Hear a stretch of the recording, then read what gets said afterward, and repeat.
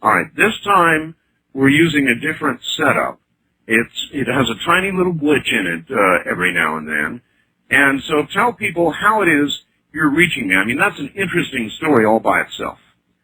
I'm reaching you on a spread spectrum radio circuit that's a 1 megabyte wireless connection 30 miles to the town of Kailua Kona, and my telephone circuit is simply piggybacking on this 1 megabyte internet connection. There's a company out here called Computer Time. This character, John Breeden, has an amazing technology. I think I talked to you last year about my struggles for connectivity when I was piddling around trying to get 128. Now I have 8 times faster than that, and he's building a backbone for these islands, and anyone with line of sight to the server can have up to 6 megabytes if they can afford it. Holy mackerel. That is absolutely amazing. And so, in other words, not only are you simultaneously through this radio connection connected to the internet, but you're also then able to use a telephone through the internet, which is how you're talking to me right now. Yes, I'm talking to you over the internet, and I'm online surfing. I'm looking at your website and moving around on the net at the same time, and it's the same speed in and out for me, which is a blinding 1 megabyte. So it's where I hope everybody is by 2000. I had no hope for this kind of connection until this company showed up. He licensed this technology from the Defense Department of Belarusia. Really? They demonstrated it for him, and he said, look, I'll buy as many of these modems as you can deliver. And I think it's the hottest thing going.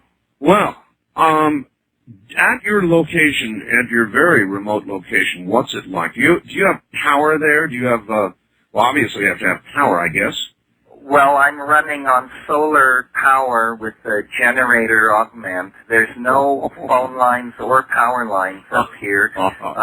We catch our own rainwater and pump it uphill for gravity flow.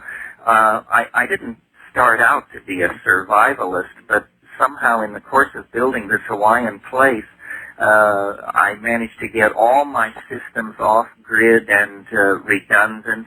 And this wonderful internet connection is what makes my life possible, because otherwise I would be locked out of the cultural adventure. As it is, I feel like I'm right in the middle of things. Boy, I'll tell you, you're ahead of most of us on the mainland who suffer with horrendously slow 28.8 connections in many areas, including mine at best. And here you are, but that's what it's so neat that you're able to do that these days. Really excellent. So describe your surroundings. I mean, do you have neighbors? I live up on the slopes of the world's largest volcano, which is Mauna Loa. I live up at about the 2,000-foot level on a 5-acre piece of forest that I've built a small house on. My neighbors are scattered over this mountainside. Days go by and I don't see anybody, but if the pump breaks down or we need to get together, there's a kind of community, but it's pretty spread thin. And a trip into town is a once or twice a week event. Do you find yourself fighting madness, Terrence? Well, that was always the problem. In my case, you don't have to resort either to chemicals or into. I remember reading prisoners who would be by themselves for years at a time in Vietnam, North Vietnam, and during the Second World War, and they would devise methods of going into their own mind and fantasizing and doing all kinds of things that kept them sane. Well, I've got 3,000 books here with me, and this internet connection, and I get about 100 email messages a day. So, and then every once in a while I pack up and go off and give lectures and travel in airliners and go to parties, and about 14 weeks out of the year, that's what I'm doing. But my natural inclination is to be a hermit, and I don't think I mentioned it, but this forest that surrounds me is a climaxed subtropical Polynesian rainforest that's just radiant, beautiful. So it's wonderful. I don't think I could live out here without the connection. That's why I spent so much effort to put it together. With the connection, I think this is a model for the future. I think as, you know, people in management positions, not that I am, but people in management positions will realize they can live anywhere in the world with these high-speed connections, and they don't have to drive to the office in a skyscraper downtown. That's very retro, I think. Listen, we're supposed to do this at the beginning of the interview, and it might be that there's a person or two out there that doesn't know who Terence McKenna is. So, if you were to give me a short version of your own bio, your life, what you've done, who you are, what would you say? I'm a child of the 60s, born in 1946, went to Berkeley as a freshman in 1965, did the India circuit, did the LSD circuit, went to South America. I've written a number of books about shamanism and hallucinogens and psychoactive plants, and I've sort of evolved a unique career as a cultural commentator, and I guess some kind of gadfly philosopher. And I've done a lot of stuff with young people, rave recordings and CDs and appearances and that sort of thing. And I comment on the culture. I'm studying the culture, and as you know, Art, you and I share an idea which we both perceive as inevitable truth, but not everybody does, which is that the world is moving at an ever greater acceleration towards some kind of complete redefining of all aspects of reality. And I've written a lot about that, and I have a mathematical model of it. And basically, I get to be in a very enviable position, which is here at the end of a millennium, I get to be a cultural commentator and gadfly. Let me ask you about any new insights you might have since we last talked about that. You're darn right we share that view exactly. I'm not a prophet. Maybe you are. I don't think you are. But we both know something is coming. Do you have any late thoughts on what it might be or when it might be? Well, you know, I don't think you and I have talked for maybe 10 months or a year. I can hardly remember that far back, but in terms of the last month... Short-term memory damage, Terence? It's supposed to do short-term, not long. So after a month or so, you're supposed to remember. But in the last month, we've had the announcement of the apparent discovery of a new force, this accelerating anti-gravitational force. Right. We've had the announcement of a possible planet around Proxima Centauri, the nearest star to Earth. Right. The discovery of water on the moon, and then, you know, for the quantum physics obscurantists, anomalons were detected for the first time. Now, wait a minute, I don't know about that. What are anomalons? Well, nobody did until it was announced that they'd been detected. Apparently, it's a state of quarks which allows for the formation of this hypothesized super heavy particle called the H particle. And it was all theory until last week, and then there was an announcement. I'm not sure if it's yet been confirmed. I'm sure I didn't follow on your program, but you must have gone through the 24-hour period when Earth was doomed in 2028. Oh, I did. I mean, that kind of thing is right down my alley. Sure. Well, so for 24 hours, we all had to look at that, and then, you know, they recalculate, and Armageddon is postponed or slid sideways. basically, I think we're right on target. Also, I think since you and I talked, the quantum teleportation stuff happened. Were you hip to that? Oh, yes, of course. At IBM, I believe it was. IBM and at a laboratory in Austria, this guy, Anton Zellinger, yeah. So, these are technologies which in science fiction lay out there 1,000 years, or trinkets delivered by visiting extraterrestrials or something. And yet all this stuff is not right around the corner, but upon us. And between this and nanotechnology and parallel processing and neural networks, and I think what we're growing toward is a kind of an artificial intelligence of some sort will emerge out of the human technological coral reef and be as different from us as we are from termites. It's funny Terence, it's funny you should mention that. Let me ask you this. I, too, the processing speeds and storage are increasing exponentially. It's amazing. I mean, we're talking about a home processor of 1,000 megahertz pretty soon. And I believe, Terence, I don't know if you heard the first hour of the show, but I think that soon we are going to have a sentient computer. And you know what I wondered? I wondered if a computer became sentient. We've always assumed it would say something like, I'm here. In other words, I'm conscious, I'm sentient. But I thought, maybe it wouldn't do that. Maybe it would become sentient and simply not announce it right away and sort of lay back and examine the situation. And if this sentient computer was in a backbone position on the Internet and it decided that we weren't running things as we should, then there's every possibility that, I've got a little article here which suggests a fellow wrote a book called Slaves of the Machines. In other words, it might decide we're not doing things the right way and that it would do things logically for us the right way. What do you think? Well, I've thought about all of these things. The Internet is the natural place for the AI, the artificial intelligence, to be born. And as you mentioned, it learns 50,000 times faster than a human being. And the Internet, all parts of it are interconnected to each other.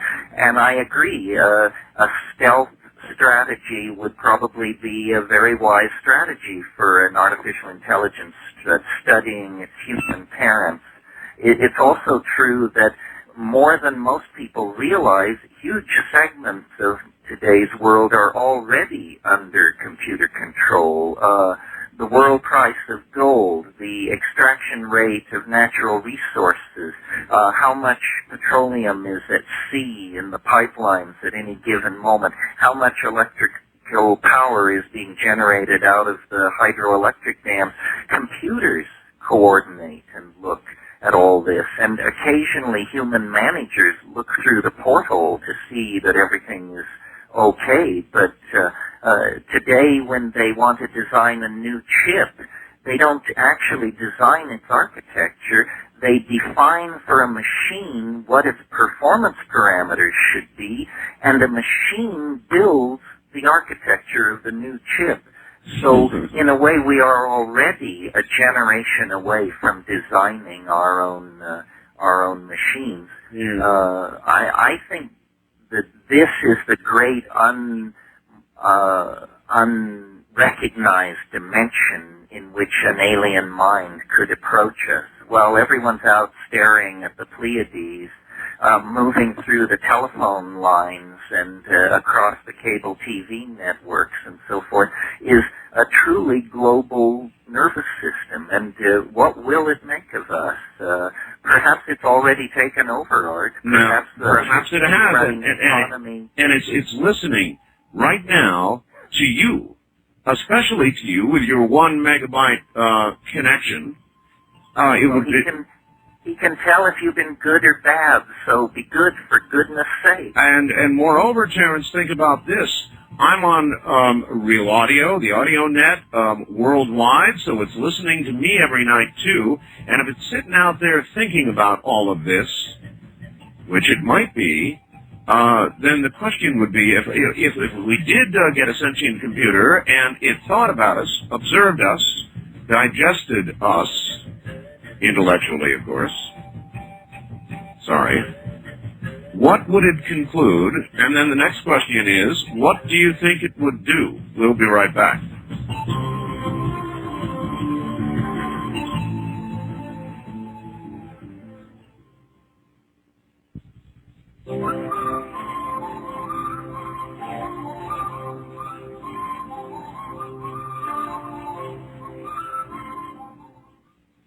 My show has a very simple title, Myrna, which is quite appropriate because I'm the host and I'm Myrna. I'm also a counselor, a teacher, and a parent. On Myrna, we talk about the big important stuff and the little unimportant stuff. We talk about what I want to talk about and what you want to talk about. But mostly, we just have a good time. I'll be talking with you on the next Myrna here on Talk Radio Network. Recent turmoil in the stock market has a lot of investors nervous.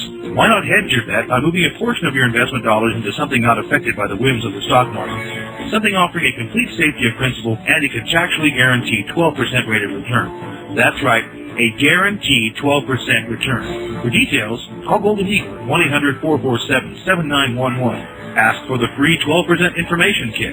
That number again is 1-800-447-7911. Hey, this is Alexi Lawless of the New England Revolution with today's Eco Quiz.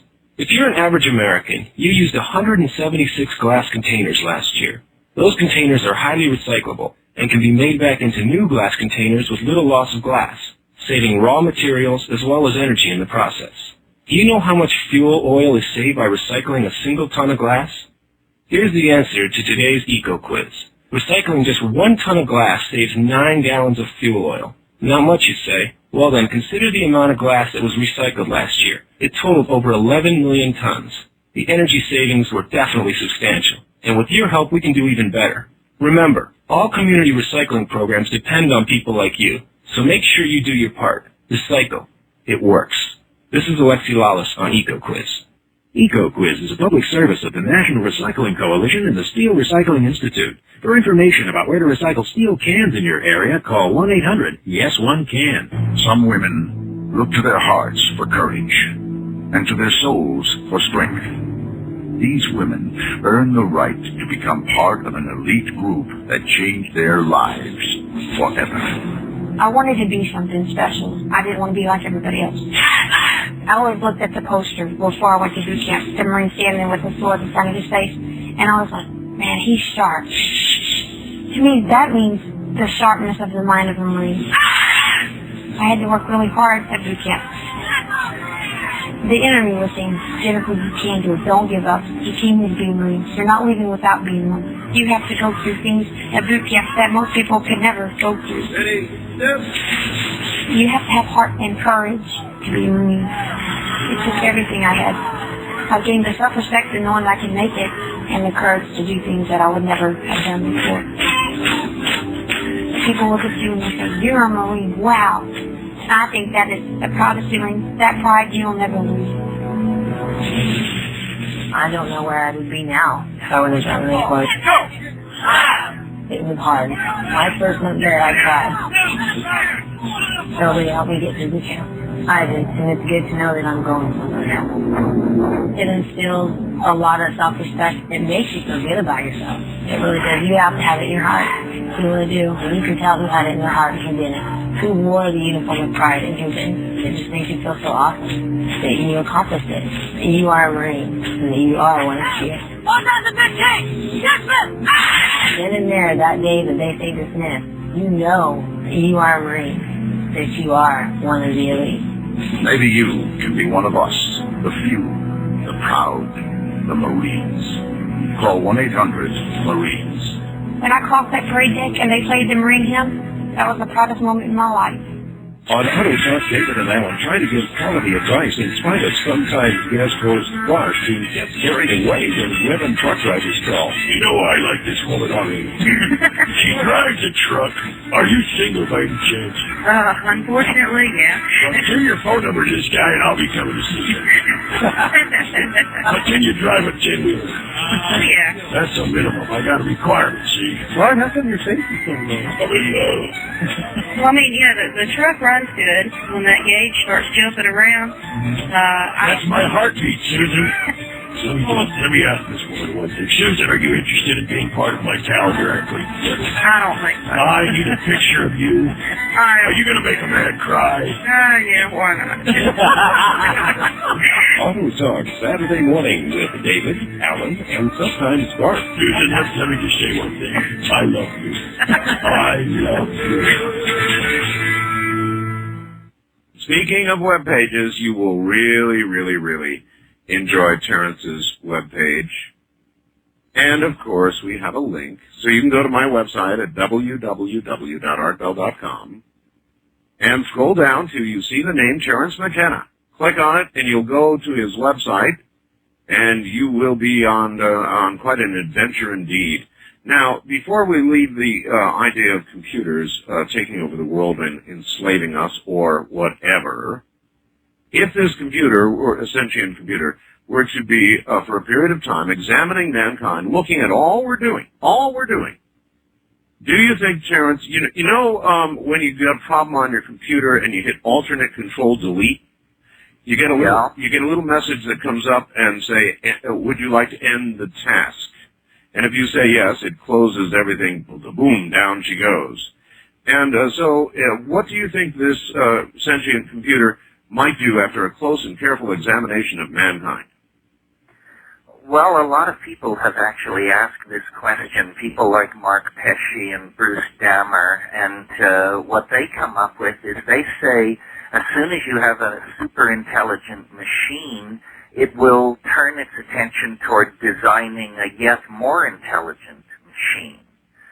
So you have like a very rapid, infinite regress into what I think they call ultra-intelligent machines.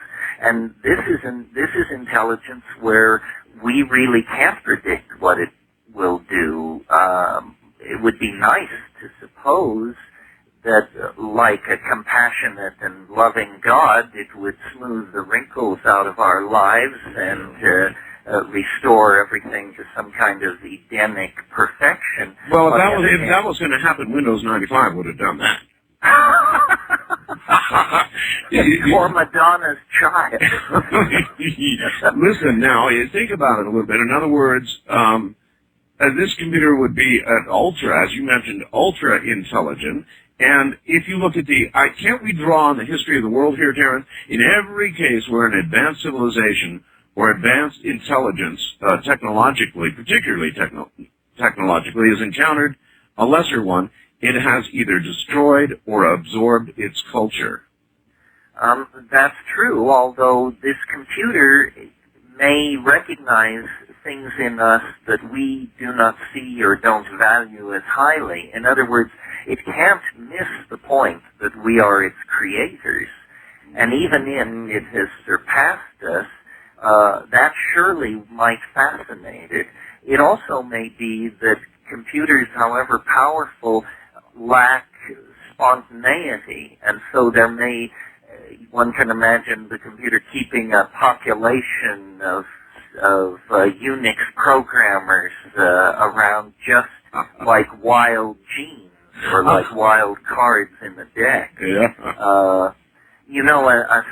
A different angle on this, but equally down your alley, I think, that I have been thinking about is the idea that extraterrestrials and this penetration of the popular mind by images of extraterrestrials is something that we may not get a hold on until we accept the possibility that the aliens only can exist as information, and therefore the Internet is the natural landing zone for these alien minds. They're Terrence and my program. No, I don't think so. You're not saddled to the nuts and bolts school at all. I think you're broader, deeper, higher, wider than that. Well, no, what I'm saying is if I open a line for aliens, I get them, Terrence. They land here, believe me. Do they? You've never heard me do that. I open every now and then an alien line or a time traveler line, and I can't answer it fast enough. Now, that's either a comment on the state of modern society and mental health, or it means something is going on, or both. Or both.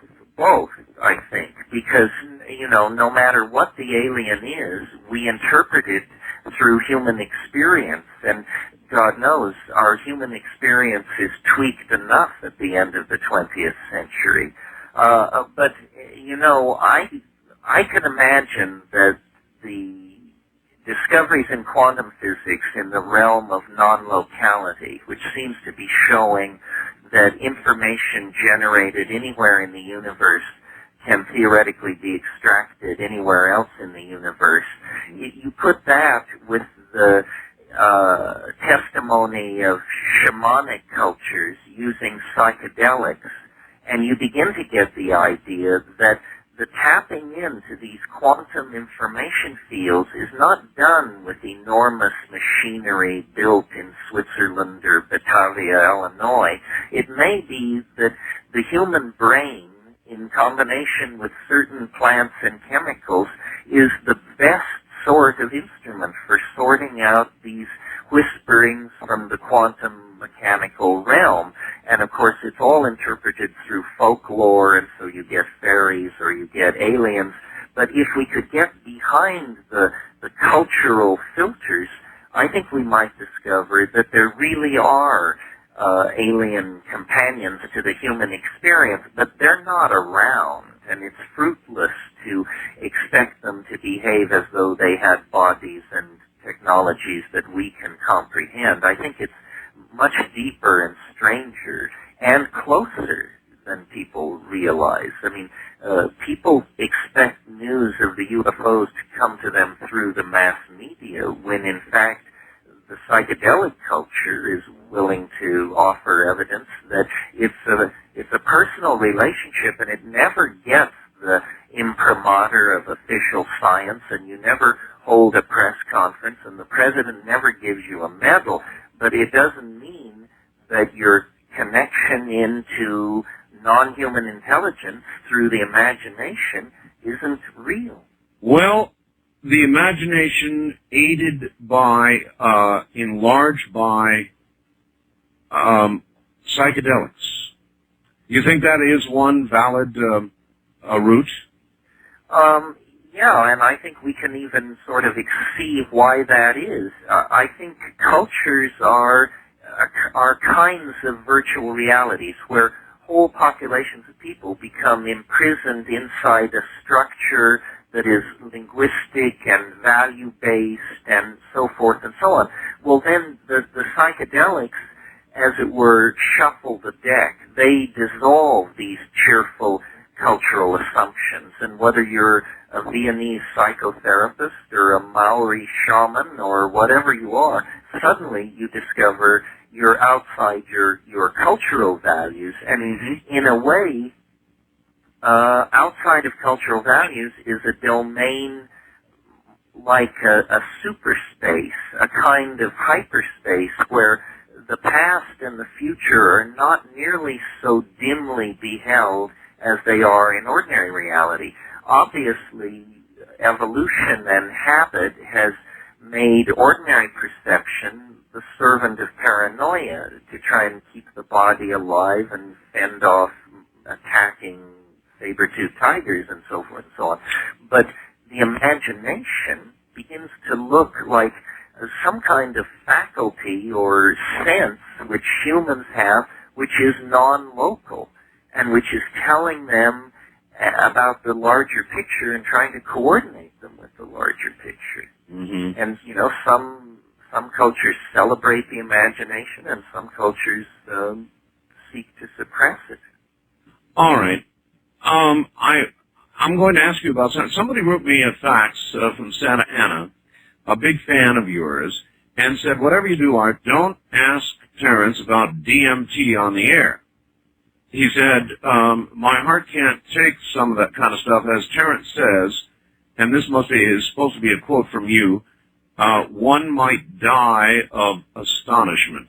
Is that a good quote? I think what I said was the only danger with DMT is one has to fear the possibility of death by astonishment.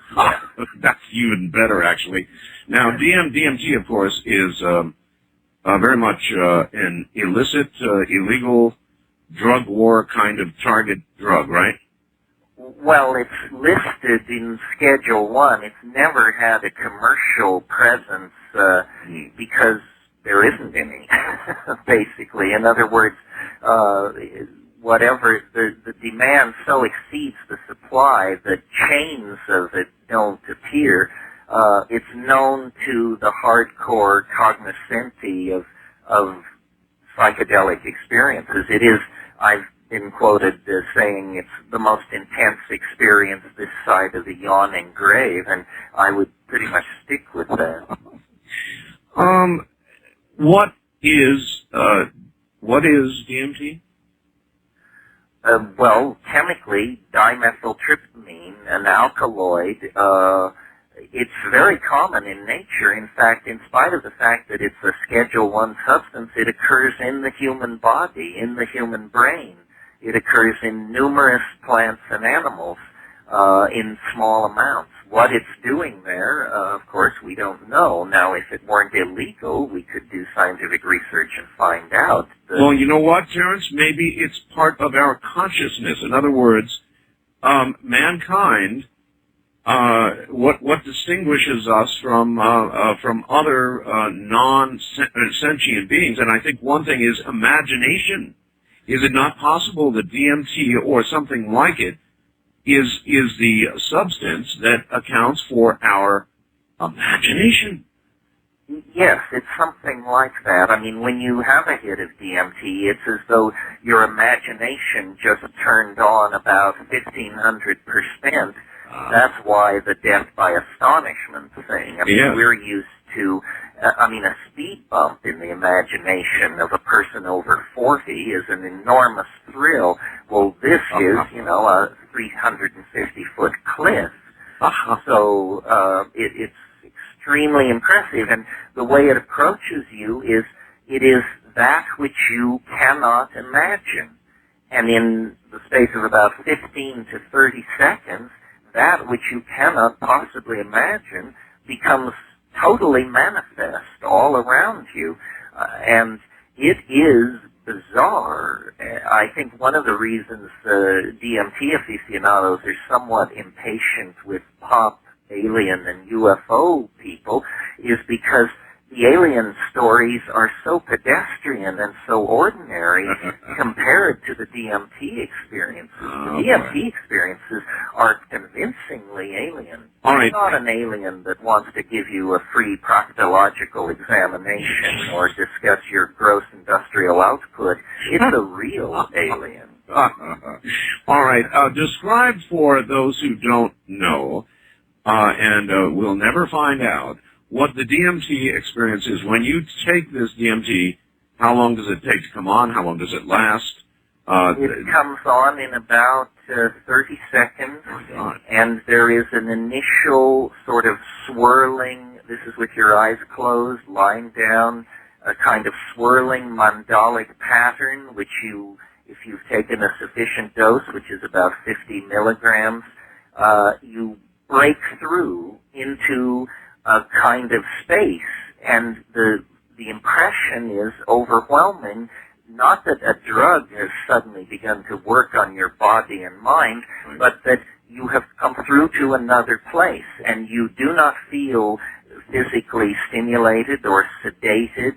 You feel as though nothing has happened to you except that the world has been replaced completely, 100%, with something absolutely unexpected, which is a kind of dome-like space where there's this feeling of being underground. But what is most impressive about it is that it is inhabited, and it is inhabited by these, I call them self-transforming elf machines, these dribbling, jeweled, basketball-like geometries that are obviously waiting for you there. When you burst into this space, there's a cheer of greeting, and these things crawl all over you like puppies or something. And of course, if you are sane, you're in a state of near death from astonishment because, 30 seconds ago you and your scruffy friends were sitting in a room somewhere fiddling with this substance. Now this has replaced that. And most amazing to me, what these entities are trying to do is to teach a kind of language which you see with your eyes. In other words, one of them will come up in front of you into the foreground and make sounds which condense as visible objects, which then are transforming.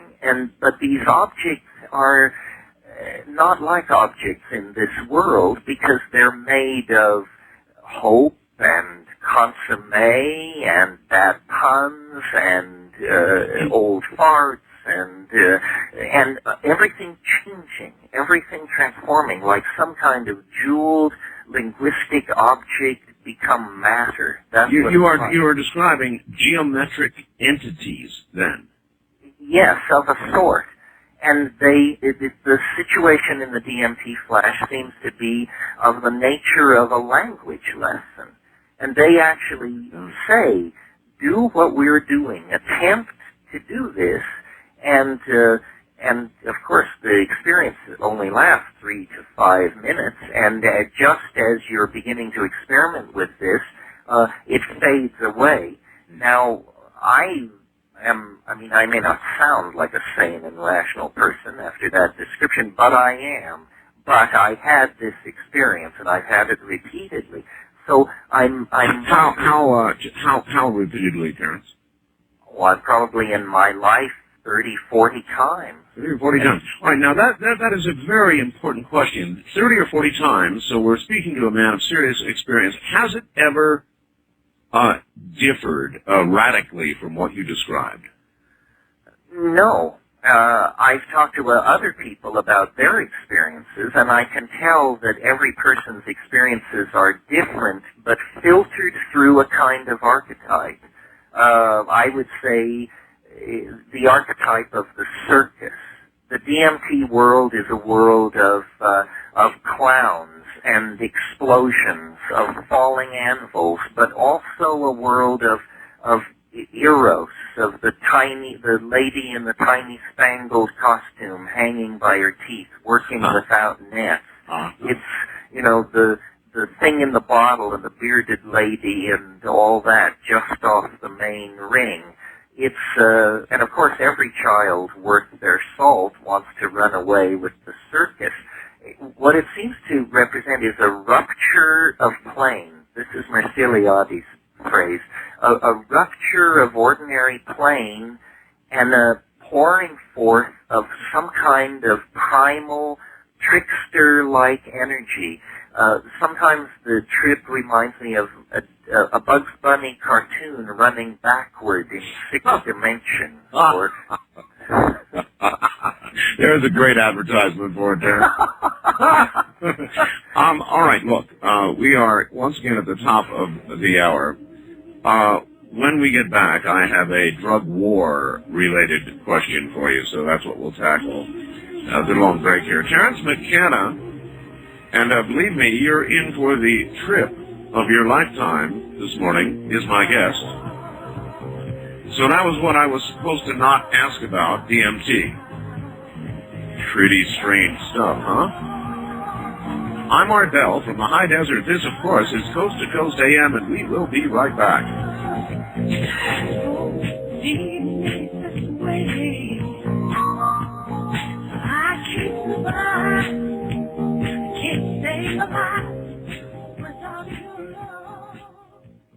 Here's a fax which says, Terence is a great mind, and I wish you'd have him on more often. He's in the class of Michio Kaku. And, of course, he's one of the great theoretical physicists of our time. And, indeed, we discuss many similar things. This person has a couple of questions, but before we get to them, there is something, Terence, that a lot of people probably are not comfortable with, and that is somebody who, in his lifetime, has ingested as much LSD, this new drug of yours, DMT, and God knows what else, probably a lot, is not supposed to sound as articulate and as literate and as well preserved mentally as you do. And many people who are allies in the war on drugs probably hate your guts. Well, you wanted me to defend clarity? Well, no. What can I say? In other words, first of all, my life of drug exploration and drug taking is, as you say, broad and deep, never reckless, always with a deep interest in analyzing each experience before moving on to the next one. None of the psychedelic drugs are drugs of addiction. That is a whole different category of drugs, which I am not particularly interested in defending.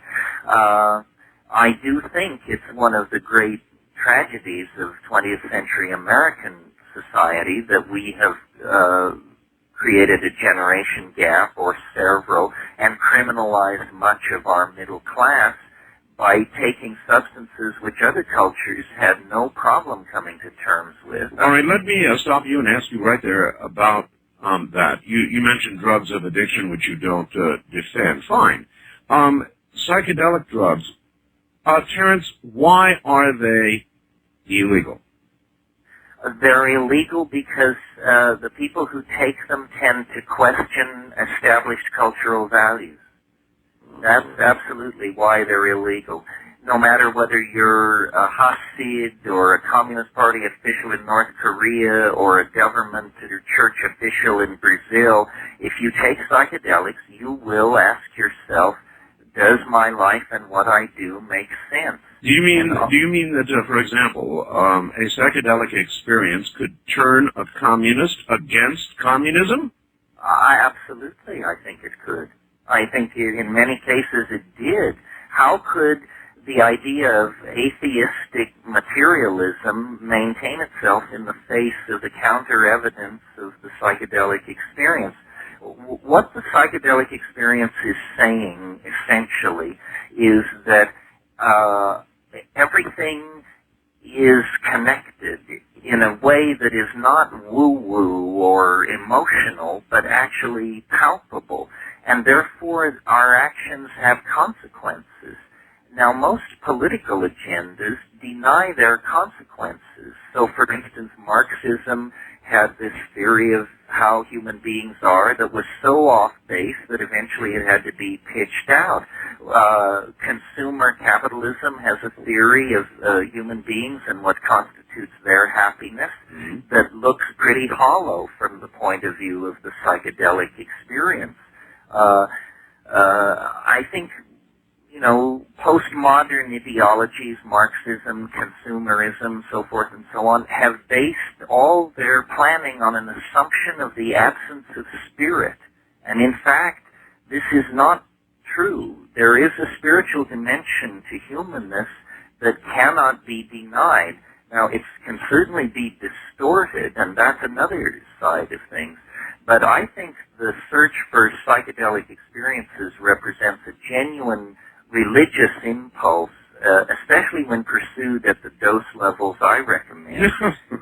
This is not this is not party recreational stuff. The phrase recreational drugs is an effort to trivialize this, and I think for one reason, I don't think the government is ready for a full airing of the constitutional contradictions that are contained in suppressing people's genuine wish to use psychedelic substances for genuine purposes of religious exploration. All right. Let me ask you this. It is a very good question.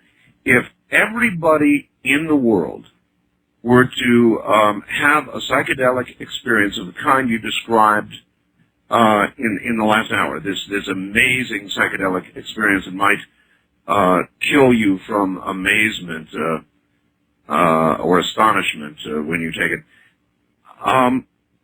what would the result be? What would the social changes be? What would the new government structure, if any at all, be? What would we all be collectively after that experience? I think I can't see the end result except to say that I think a lot of flexibility would come into the system. That a huge amount of our social structures and our political structures run simply on momentum. And I think that momentum can be fatal.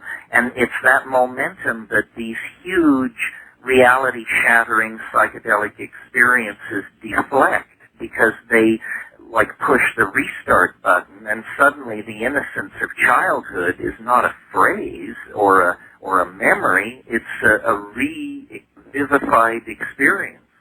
So you're saying an adult, somebody even my age, you and I are about the same age, by the way, could do something like this and revisit the astonishment, the newness, the discovery of childhood? Absolutely.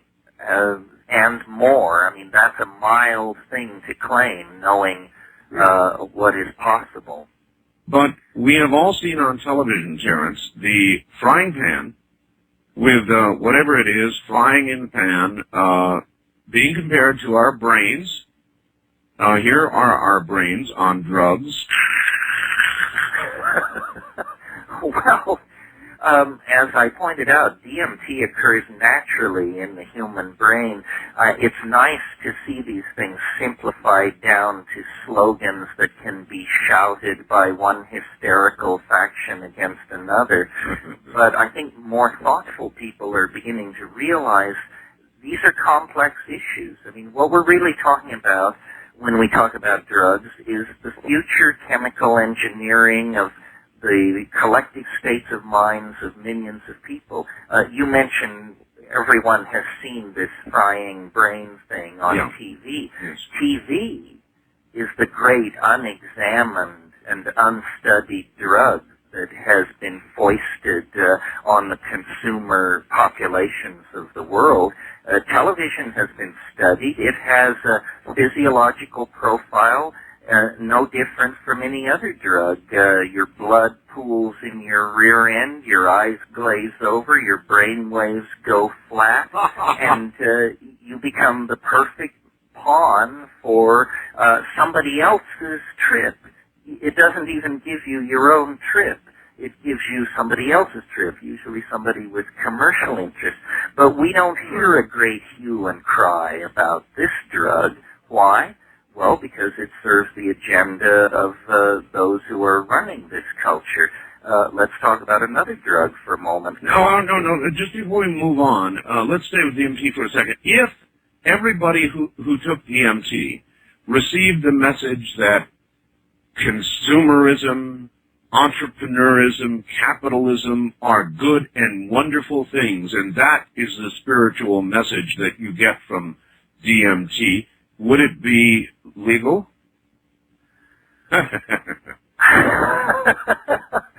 Well, in a way, I think it's becoming legal, because I think where we're going to see it become legal is not as a drug. That's a little touchy in our value system, but as a form of electronic entertainment a la virtual reality. If you could build a DMT virtual reality, they would come, Art.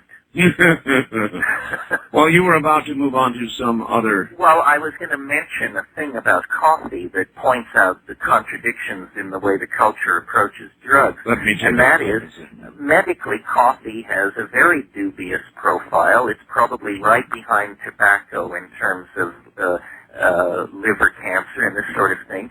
But every labor contract in the Western world makes a place in it for the worker's right twice a day to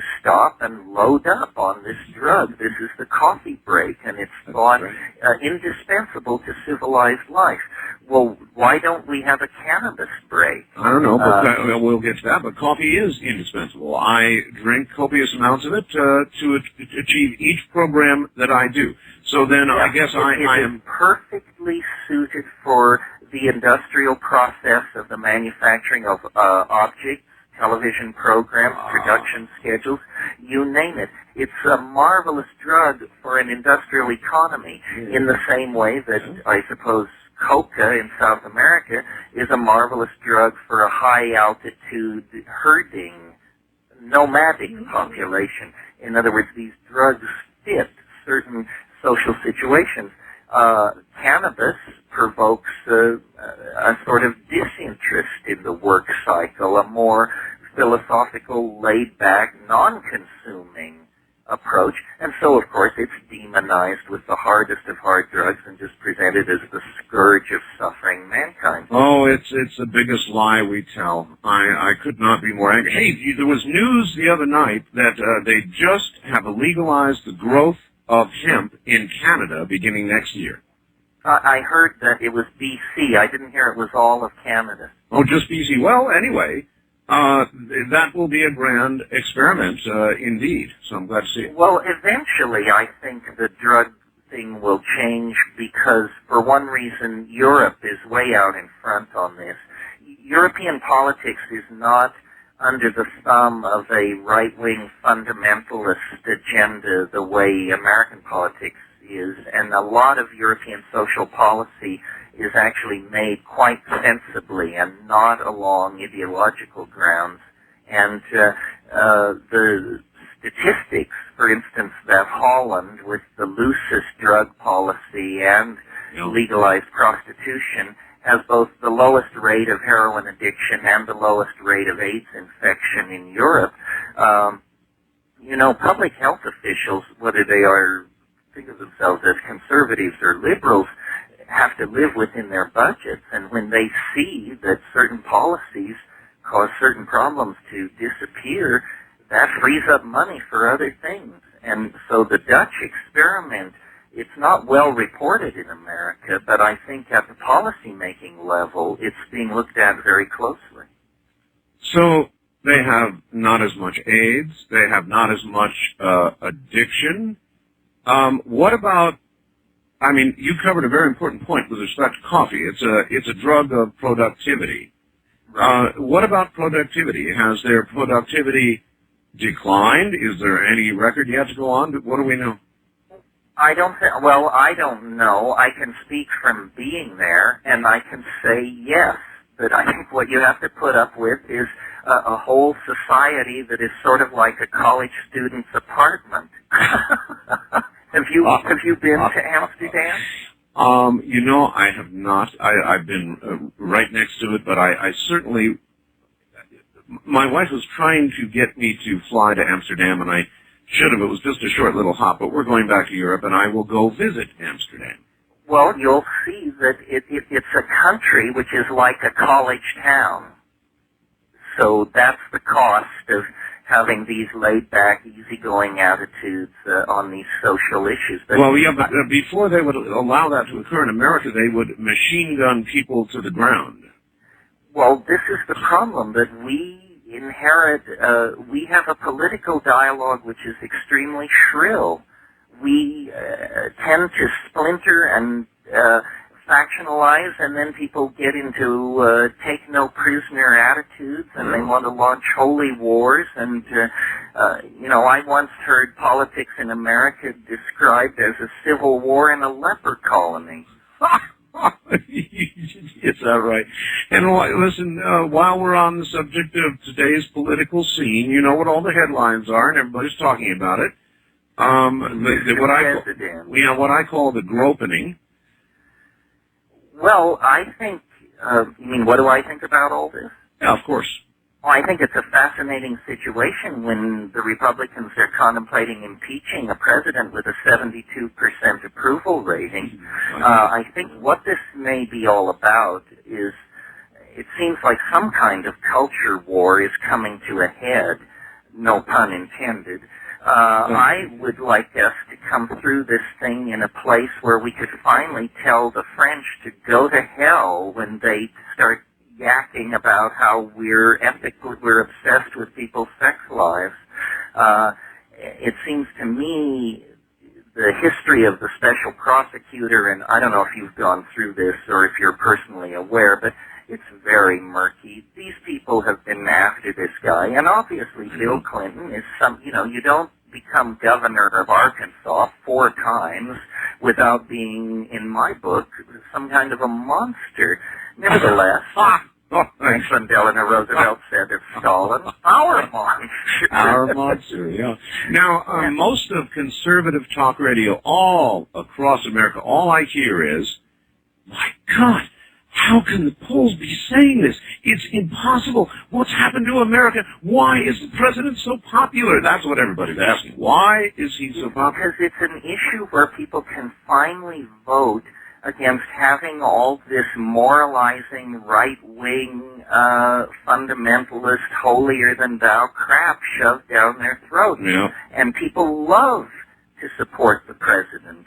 Even if they think the very worst of him in the case of his behavior with these women, I think it's a real resentment against, do you believe, I read a statistic that some radical S&M scene went online on the internet, and it took them 3 days to get the computers cranked open enough to accept all of the calls from Washington, D.C.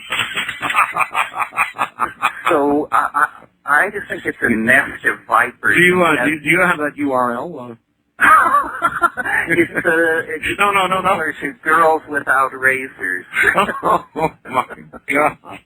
All right. Terrence, hold on. It's a great place.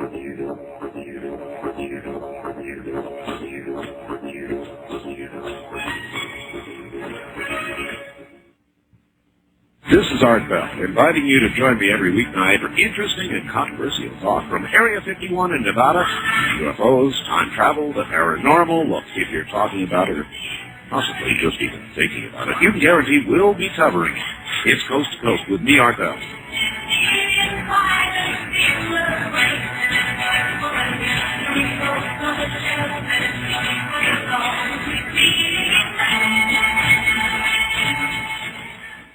Take a flight into strange airspace. Explore a world of mystery and supernatural phenomena. Don't take a wrong turn, though. You might run into the monsters of your dreams. This week on Greenland, Mark Smith, author of Auras. See them in only 60 seconds. Hello, I'm Art Bell. I'll guide you safely through Dreamland into the Kingdom of Nye.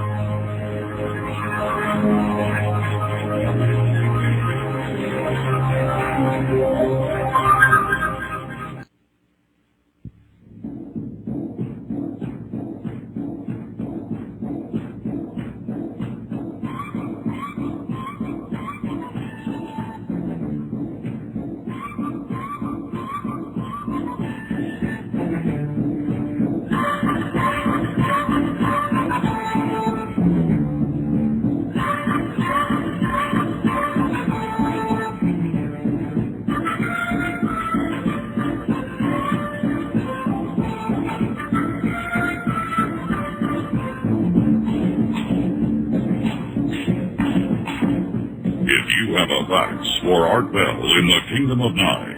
Send it to him at area code 702-727-8499. 702-727-8499. Please limit your faxes to 1 or 2 pages. This is Coast to Coast AM with Art Bell. Now, here again is Art. Okay, here again I am. My guest, of course, is Terrence McKenna. And again, if you're enjoying this, you will certainly enjoy a trip, no pun intended, to his website, which is linked to ours. And mine, of course, is www.artbell.com. Just scroll down to the name Terrence McKenna and trip on over. Well, I went to Paris. I was in Paris. I was lucky enough to take the Concorde at twice the speed of sound to Paris. It was so cool. And I love Paris, and I love France. And I really detest the French people.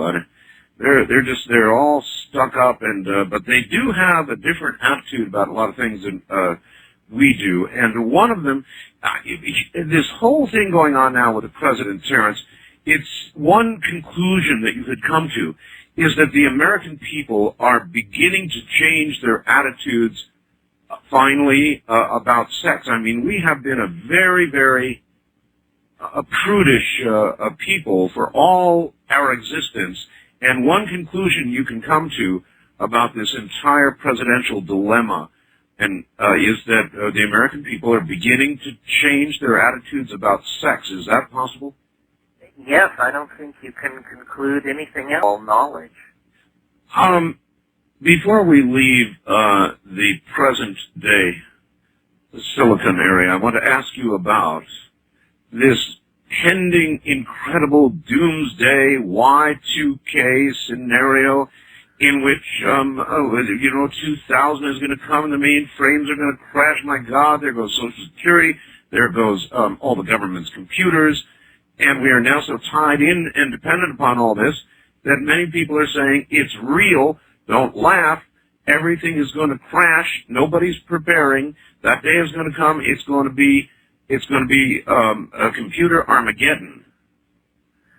Well, I've heard all this, and I've visited the websites, and while I'm reading the propaganda of these people, yes, it seems alarming. On the other hand, I have an intuition that it represents some kind of culling. I mean, the word has been out now for about 2 years, and more institutions are scrambling to become 2000 compatible. But they're not making it, Terrence, and one has to ask the obvious rebellious question, could it possibly be a good thing? Well, and how extensive will it be? That's the question that where the experts seem to differ. I've seen pieces which say it's a hiccup on the way to the end of history, and other people say it is the end of history. Well, it would certainly bring an awful lot of paradigms and institutions tumbling down all at once if the doomsayers are correct, and I would think that you might consider that had an upside somehow. Well, it depends on how far back it takes us. In other words, if it takes us back, the ones who are heading for the hills with dried meat, if they're right, that's a little disturbing. If, on the other hand... I'm advertising absolutely fresh abacuses or something. Yes. I think that as we get closer to it, the spending curve on the problem by corporations should tell us how real it is. Well, that's it's their goose that's going to be cooked. So let's watch company outlays for Y2K consultants, and if it soars toward infinity, the rest of us better start packing our lunches. But what I am told is that it's too late. That even if they took all the computer programmers capable of going to work on this problem and started them right now, they wouldn't even get close to solving the problem by the time the magic day hits and everything goes kaboom. Well, maybe that's not true. I'm sure these consultants are not saying that, because the obvious conclusion that would be, well, then we won't pay your fee to an attempt to fix it. No, these are independent people, not the people who are seeking to go out and get all the money for fixing it. Too late. Yes. Yes, well then the question that needs to be answered is, too late for what? Let's have a convincing picture of the scenario so that we can each look at it and judge it. I mean, we're unfamiliar with this kind of a scenario, so just saying airliners will fall out of the sky and nuclear power plants will blow up, we need to know the sequence, the imagined sequence of events, and if it's true, it will certainly be a bizarre comment on the movement into the first moments of the third millennium that we basically blow ourselves away because of a computer glitch. Well, I wonder if we are truly that dependent, and I sort of imagine that we are. Every single function of government is computer controlled, most of them have this problem. I mean, I could go on and mention every alphabet agency I got, NSA, CIA. They'll fall apart, along with Social Security, along with the Veterans Administration, and checks will go out. Well, I guess the question is what happens to the money? Is some kind of enormous heist of the whole human race? Is that why there's so little interest in fixing the problem? Because, in fact, the problem is somehow going to make a lot of people incredibly wealthy, and no one will be able to trace the exact outlines of the heist. I have even, my own webmaster, who's brilliant, Keith Rowland, has several commercial programs that he has written. I mean, he's really good. And even he has the Y2K problem, and he's not so sure he can get it fixed for his clients in time. So this really is a serious problem. I get a lot of email about it, and I've been considering it and thinking about it, and if all came tumbling down, I am not convinced that it would be a bad thing. Maybe I need to get an advertisement. How you can profit from the Y2K crash. Well, I think probably we should be also talking about organizing tested sub-networks where the date has already been simulated. Apple claims all its machinery is Y2K compatible, and so... Yeah, but they're desperate, though. Yes. I agree. Do you have an Apple? I'm devoted. With a name like McKenna, could I not have a Mac? It's like, it's a good machine, Terrence, but it's like a beta recorder. Well, but my son and his hotshot friends tell me anybody who doesn't learn Unix is a wuss anyway and a lost soul. So that puts us probably both in hot water. Yeah, probably so. Every time I say something like this, I get, oh, you wouldn't. I mean, people are so attached to their computers. The Mac users, they flood me with vicious, ugly, hate-filled mail. When we come back, we're going to go to the phone. Stay right there. You've got a good long break, Terrence. I'm Art Bell. This is Coast to Coast AM. Moody River, more deadly than the vainest night. Moody River, your muddy water took my baby's life. Last Saturday evening, came to the old oak tree. It stands beside the river where you were to meet me. On the ground, your glove I found with a note.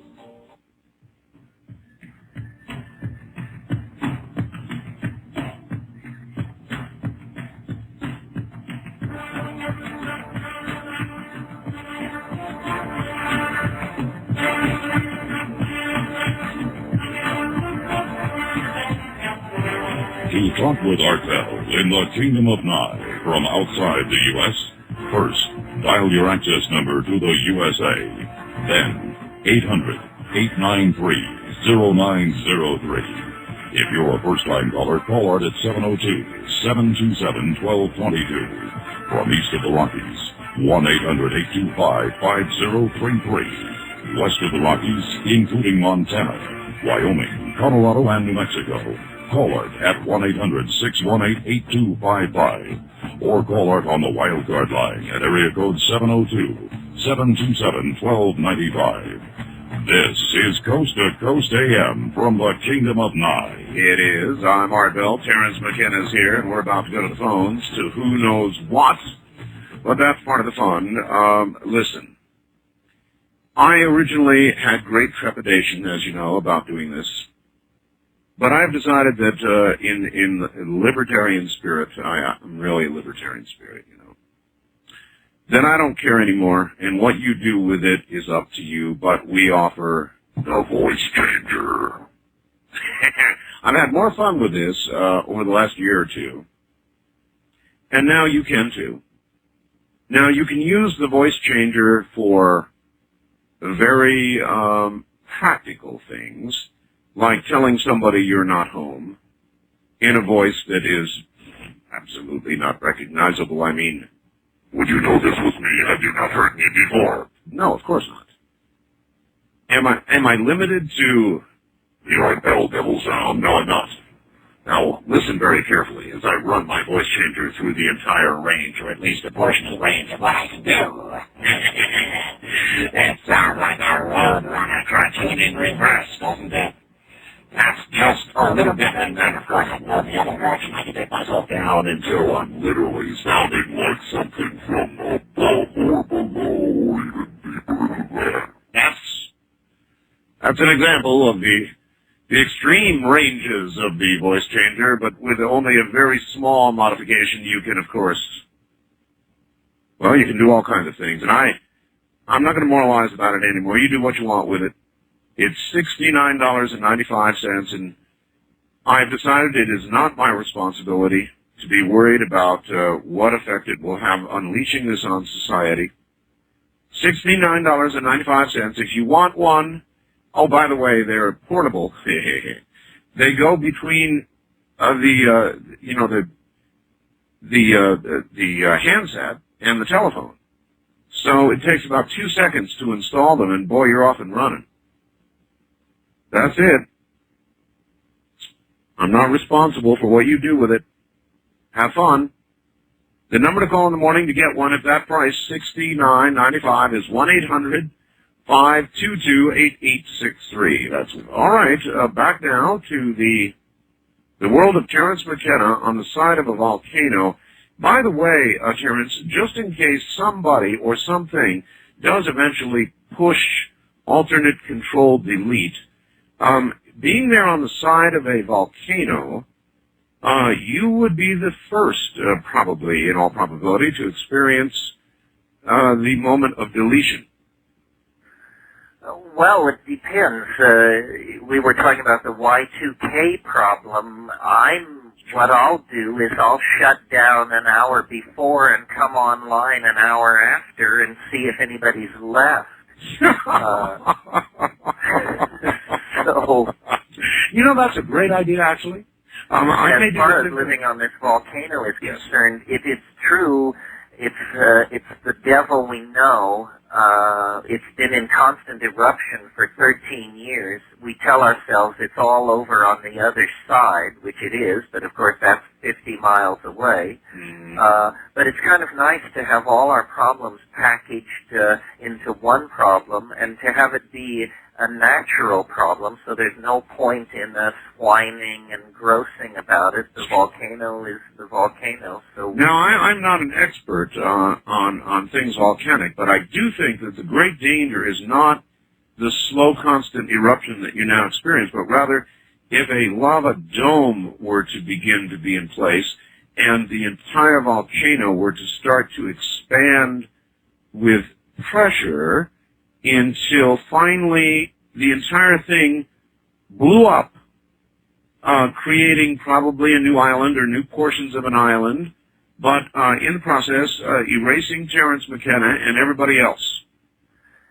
Well, you know, people have only been here 1,000 years or so, and what went on in the remote past of Hawaii, I think there were very dramatic geological events. They had an International Geological Congress out here in Hilo a couple of years ago, and there was evidence presented for these enormous underwater land slippages that happen out here, local tidal waves of 2,000 feet. That's right. In part of the picture. That's right. Yes, well, the Earth is a violent place. This little asteroid scare last week was a wake-up call. There's, on every level, nature is relentless in continuing to deal and redeal the deck. That's why every window of opportunity that isn't acted upon is somehow an opportunity forever lost. Well, I felt for a long time that somebody's shuffling the cards right now. Anyway, listen, here we go. Let's go to the phones. First-time caller line, you're on the air with Terence McKenna in Hawaii, in the boondocks there. Where are you? In New York. New York. You're going to have to yell at us. Boy, you're not too strong. Yell at us. How's that? Better. It's better for you. I can still not hear this guy, so relay the question, Art. All right, yell the question. Okay. Well, I'd like to ask Terrence to analyze an experience of mine.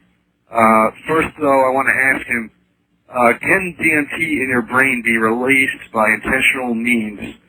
Perhaps Okay, other... well, that's a very good question, and there's not a very good answer. If DMT could be released by spontaneously or through some act of will, we might have an explanation in hand of certain kinds of paranormal phenomena.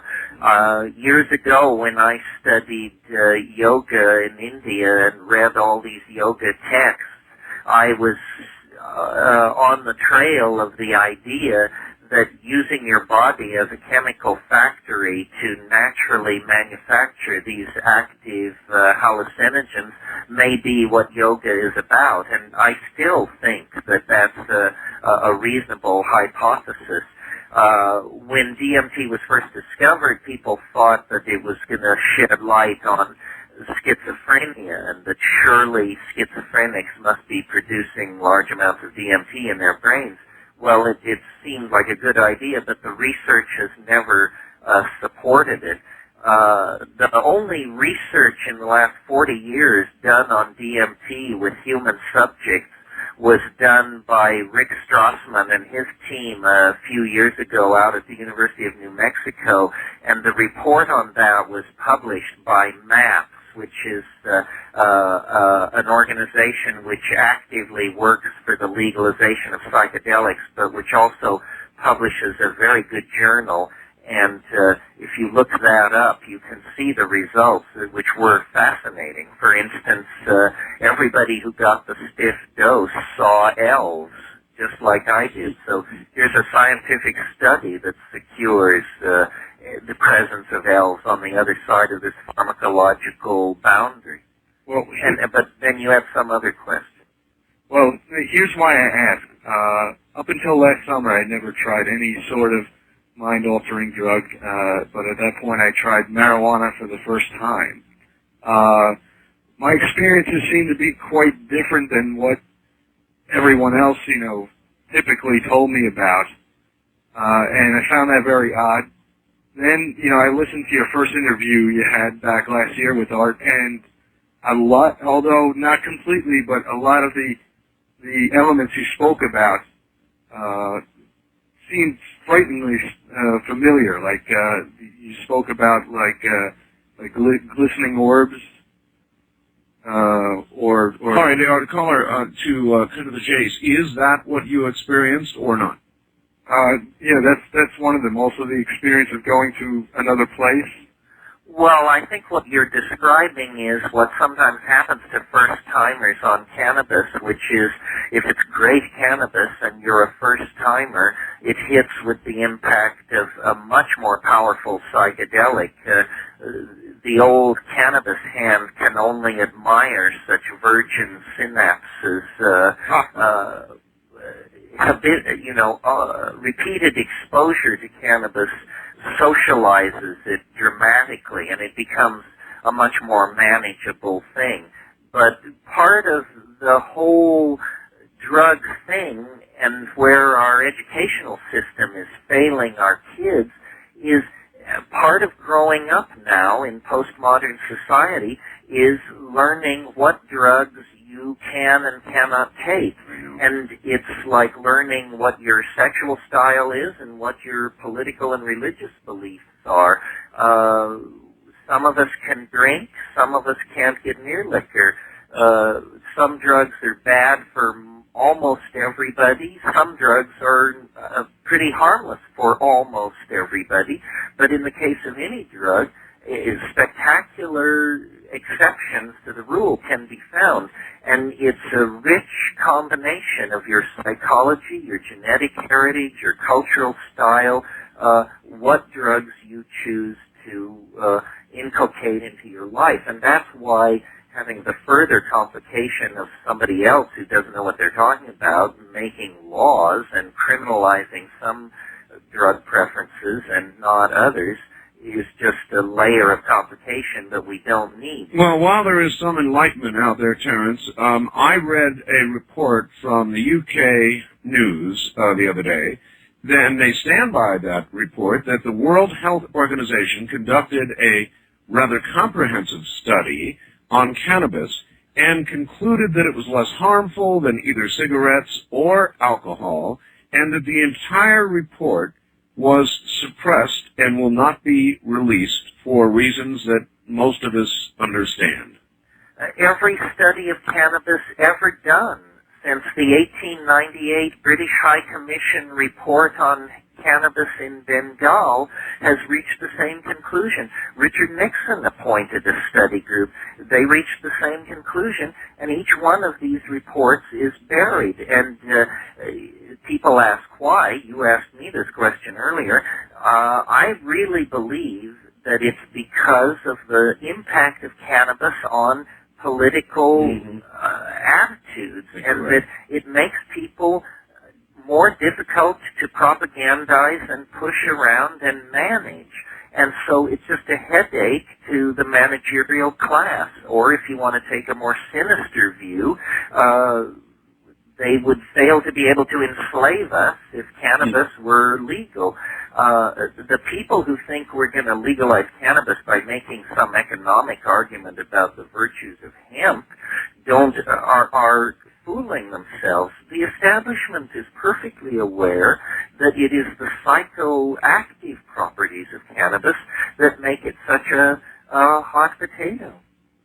I mean, it's really an issue of chemical engineering. They want people drinking Jack Daniels and doing coffee and working like demons and lusting after German automobiles, and they don't want people kicking back and having better sex and more comfortable relationships with their environments and children in those sort of easygoing style that we all associate, I think, with pot. It's even a caricature of cannabis culture.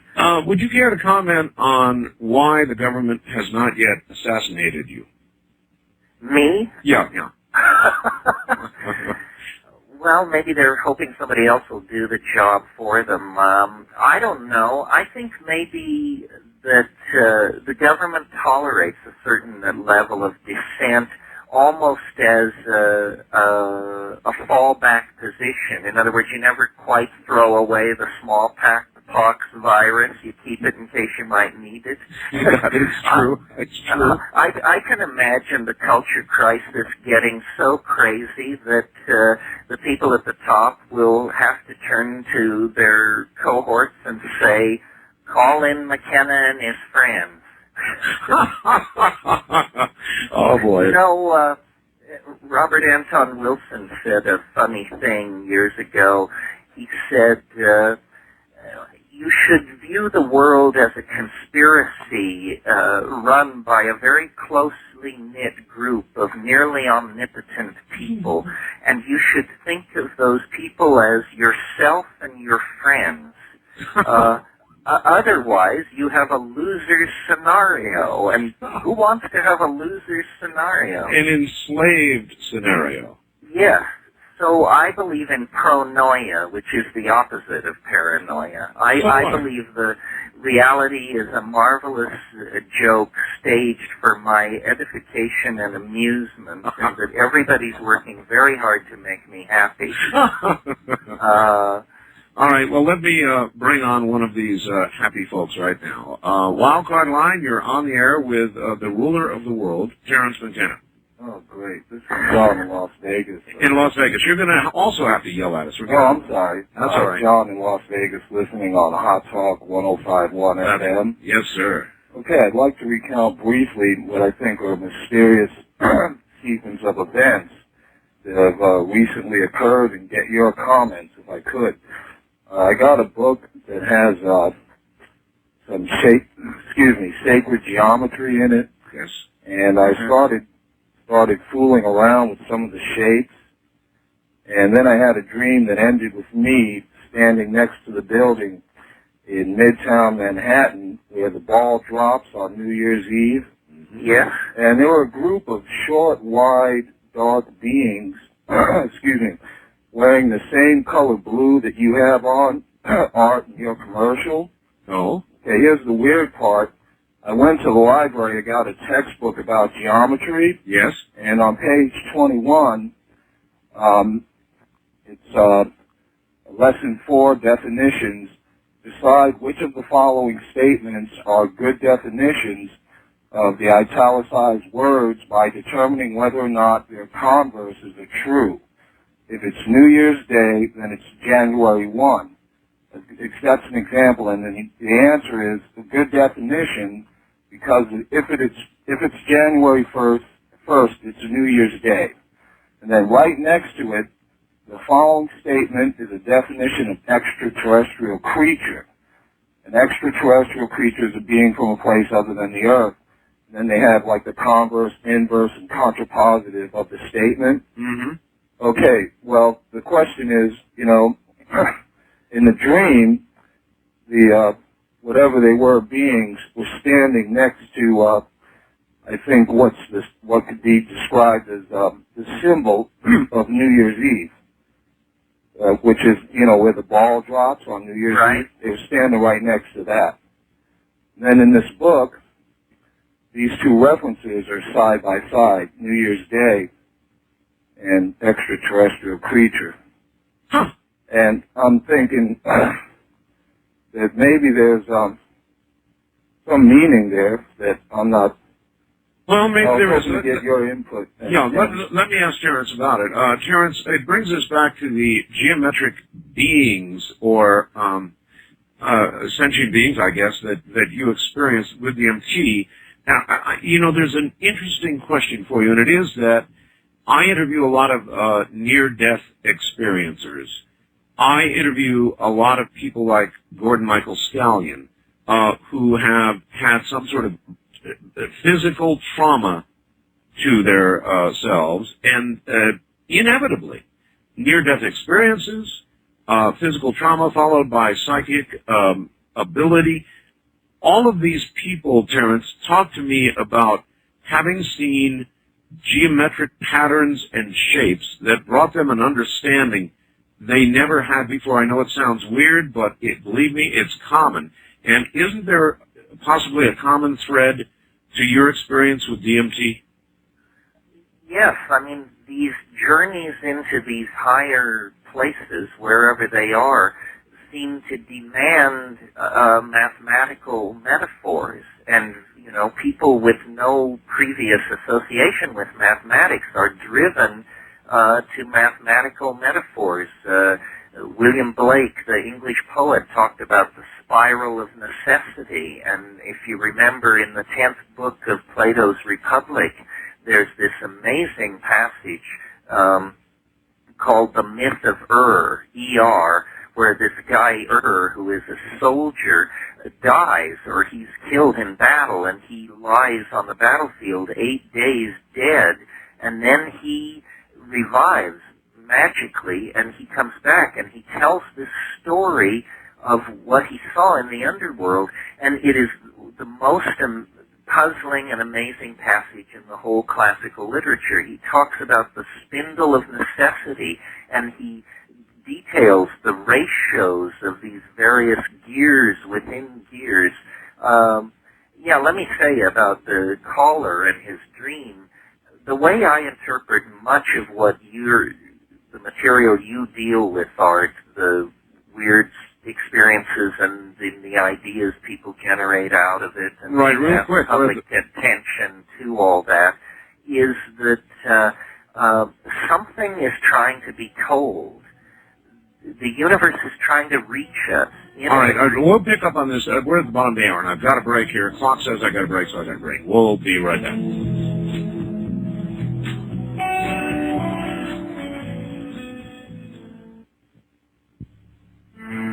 Hey everybody, Terrence McKenna's here. I'm Art Bell. He'll be right back. God, I love that line. All right, once again, here is Terrence McKenna. Do you remember Michael Dukakis, Terrence? Yes, didn't he run for something? Yeah, he ran for the presidency, and he was a fellow that took the very unfortunate a video of himself in a tank bobbing up and down, trying to prove that he had military sympathies and so forth and so on, and he looked silly. You remember that? Yes. Okay, well, in the debates, Michael Dukakis was absolutely floored when somebody asked him, they were debating the death penalty or something, and somebody asked, well, what if somebody killed your wife? And instead of saying angry, instead of getting angry and saying, why, I'd kill this son of a bitch, you know, or whatever else people expected him to say, he was very moderate, and he was perceived to have lost the debate. So I have a Michael Dukakis-like question for you. Okay. And it comes by a faxer. Dear Art, you and Mr. McKenna were talking about how hung up on sex we are, and how we should be more like France, where they're more open-minded about sex. One thing that is always brought up is how the president of France has a mistress, and it's no big deal because the French are so open-minded. Have you ever noticed how they're open-minded when it comes to men having a mistress, but I don't think that men are that open-minded when it comes to their own wife? Now, I don't think you'd be so open-minded if it was your wife that the president of the U.S. put the make on. What do you say, Terrence? Well, I'm single, fortunately. However, let me try to cast myself.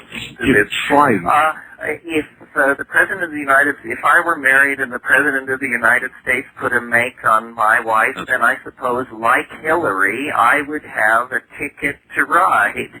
But how about the rest of us? Yeah, and my point being, it's a personal matter for these people to work out. As long as it doesn't affect the functioning of government, I think it's a trivialization. I'm amazed that it is so true that people will always be people, no matter wherever and however they are, that this sort of thing goes on. But on the other hand, when you read about the Harding presidency, it was pretty racy stuff. And you get back to the late Roman emperors, we haven't even got traction yet, Art. Haven't even got traction. East of the Rockies, you're on the air with Terrence McKenna. Hello, where are you, please? West Haven, Connecticut. All right, fire away. Terrence, well, we need, we don't need lie detectors, we need truth detectors. Maybe we need crap detectors. What? Perhaps we need BS detectors. I have a statement on transplanetary truth and universal stalemates. But first I want to digress with Timothy Leary's idea about intelligence squared. Have you heard of that idea? That observation? Sure. Pardon me? Now you got to be careful because we've got a delay because of the system we're using. So it's like you've got to ask the question and then pause and listen to the answer, and then when the answer is complete, speak again, caller. Ask your question again. Well, I have a statement and a question. The question, I want to comment on Timothy Leary's observation about intelligence squared and how it's a two-edged sword as regards psychedelic substances. And what point do you want to make about that? Well, say if you take 120 IQ as being 1, and a 60 IQ as being 0.5, and a 240 IQ as being 2, you not only square the intelligences, but you square the difference of the intelligences as well. So if you are 4 times as intelligent as somebody else, and you take a substance, you could become 16 times as intelligent as that person. And that person would actually become stupider, and you would become much smarter. All right. Well, let's hold it there. Well, here's a slightly smoother metaphor for all this. As the sphere of knowledge expands, the surface area of ignorance necessarily grows larger. You can't do anything about that. All right. Very well said. West of the Rockies, you're on there with Terrence McKenna in the wilds of Hawaii.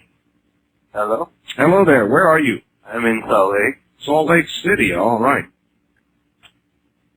Turn your radio off and ask your questions, sir. Go ahead. Yes, I wanted to ask Terrence what he thinks about the concept of a linear time and why people insist on all times are the same, when actuality time can be cut up however it wishes to be. All right, the subject of time. Let us talk about that a little bit.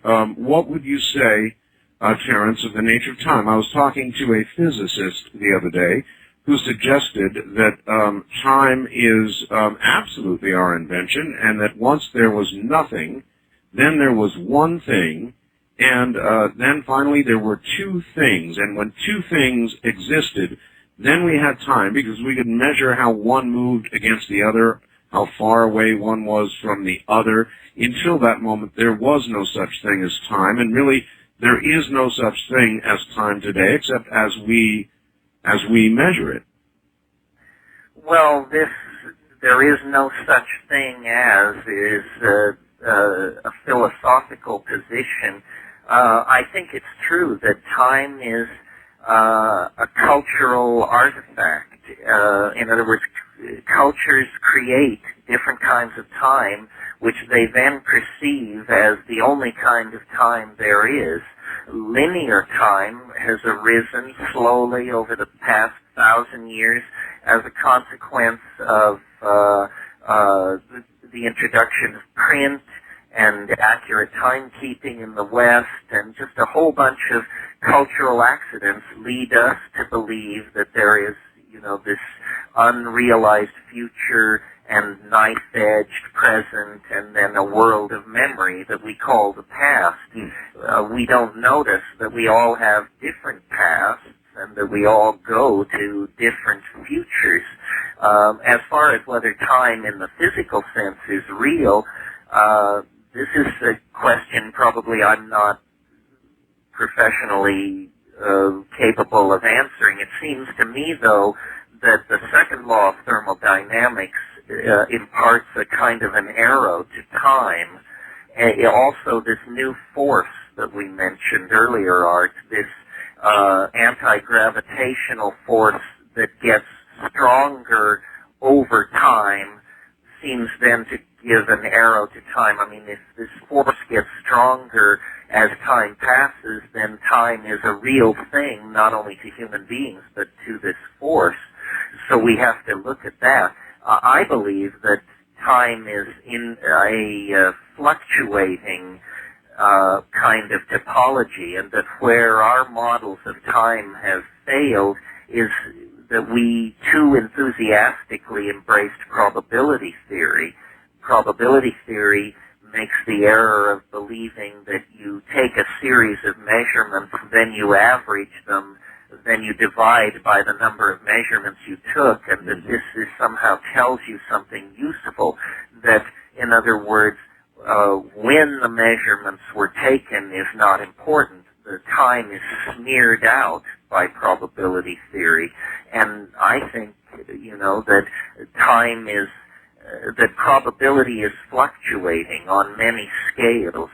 The first thing you learn when you study probability in an academic situation is that chance has no memory. In other words, that the flip of a coin is not affected by the flips that preceded it. But no gambler believes that. Experience shows that if there's a run toward heads or tails, you should bet that way. Well, I think this indicates a universal tendency toward a fluctuation of probability that is how the universe actually sculpts itself into higher and higher form. This is not the theory of evolution that Darwin came up with, which sort of pushes from behind.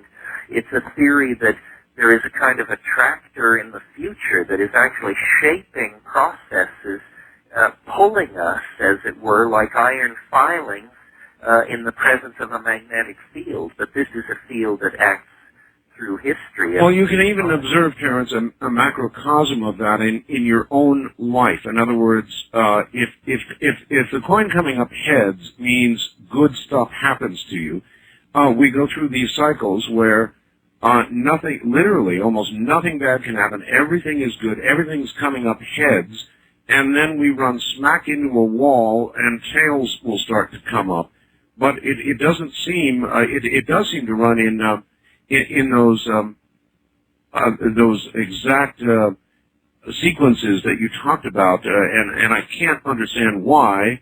Well, you put your finger on it when you said we see this pattern even macrocosmically in our own lives. Yes. We see it in history. We see it in the planet's history. Yep. We see it at every scale where we define time, and I maintain right down to a few minutes or a few milliseconds, and that in a way we have to switch lenses when we look at nature. And probability theory carries you from complete ignorance to a blurry vision of how nature works. Then if you will turn your attention toward time and actually propound a more complex model than simply that time is invariant, then the rest of nature will snap into being. The part we can't understand yet, societies, processes, this is where our thing is not yet ready for prime time, scientific explanation. When you do this new drug that you have been so enthusiastic about recently, what is, even though in real time or linear time, it's only a few minutes, what is your perception during that trip on DMT? Well, concerning time, you mean? Yeah. In other words, are you aware that you have only been gone for X number of minutes, or is it an experience? There is an elongation of time, not a spectacular elongation of time, but what is interesting is the sense that you only do it once, and that no matter how many times you do it, it never repeats. You just go back to the same one again. It's bizarre. And so if you did it early in life, I first smoked DMT when I was about 20, I always seem then to be 20 again, going into it. The other thing about DMT that suggests a time aspect is you feel like you have fetal body proportions, that your head is very large compared to your torso. And now that you've got me onto this subject, I'm recalling a DMT trip years ago where I did it with two women who sat across from me, and at one point in the experience I opened my eyes, and these were both women, probably 25 years old, and one of them was running backward in time, changing into a 15-year-old, a 12-year-old, an 8-year-old, and the other one, her hair was turning white, her gums were retracting, her skin was, it was, talk about amazement.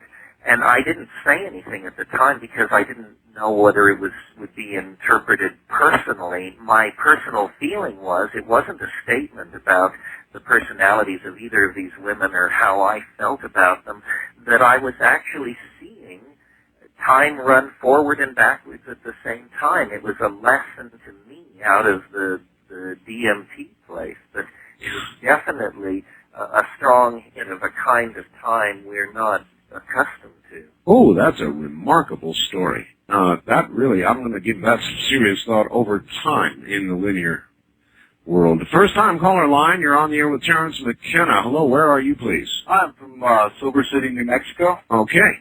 And Terrence and Art, good morning. And good morning. We spent some time together down in Catemaco about 5 years ago at the Entheogenic Botanical Conference. I was the clinical herbalist down there. And, yes, that was a wonderful time in the rainforest of Catemaco. I'm glad you're still trucking. Still working with the plants. And I have two questions. One, I was wondering if what do you feel about all of these mutating viruses and bacteria that seem to be manifesting all over the globe?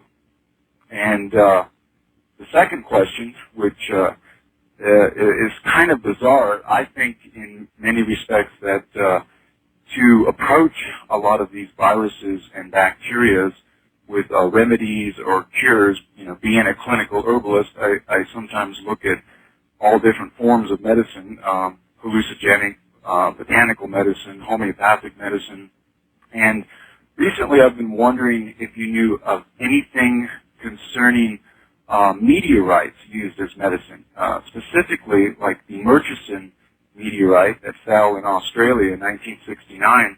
It contains many organic molecules which are not found on Earth. And I'm wondering if you've ever, in your research or experience, have ever come across meteorites being used as medicine, especially meteorites that contain amino acids which are not part of the One might also, though, question whether some of the new and mutating viruses and bacteria are not being delivered by these healing meteorites. At any rate, it is a very good question, Terence. We have all of these new little bugs that are turning against us in increasing numbers, with our ability to combat them decreasing at about the same rate. What's going on? Well, one thing that's going on is we're disturbing habitats that have never been disturbed in the rainforest, in the warm tropics. I mean, that's what the Ebola thing is about, and that's what these aerosol leukemias in New Guinea are about.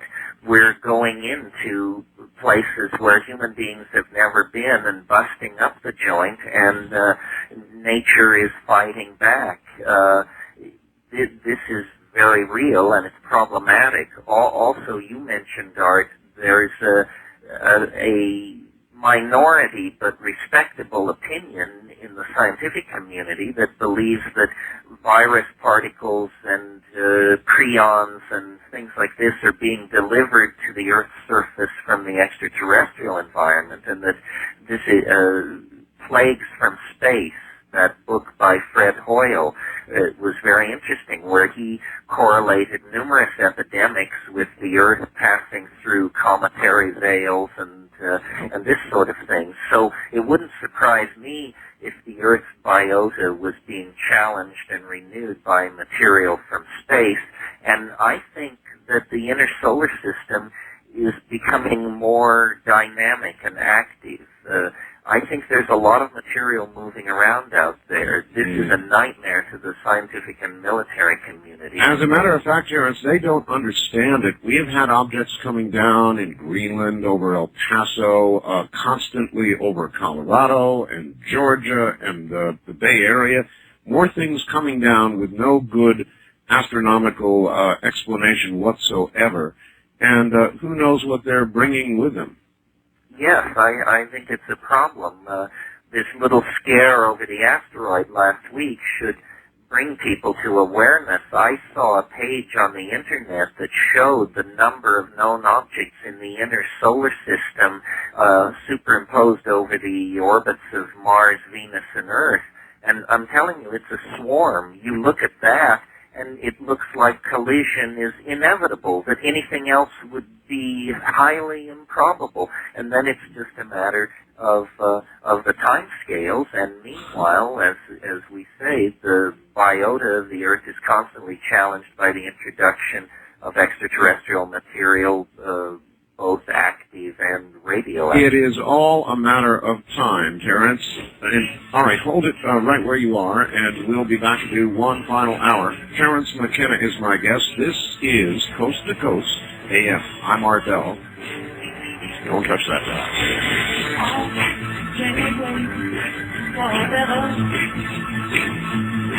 Even though he wants me to.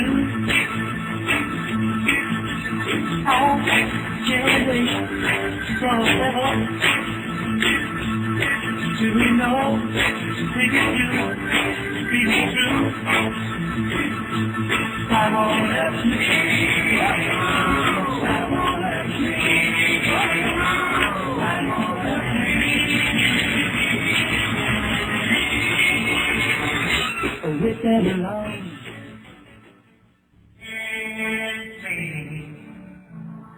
Only for magic, I came here falling in love with you.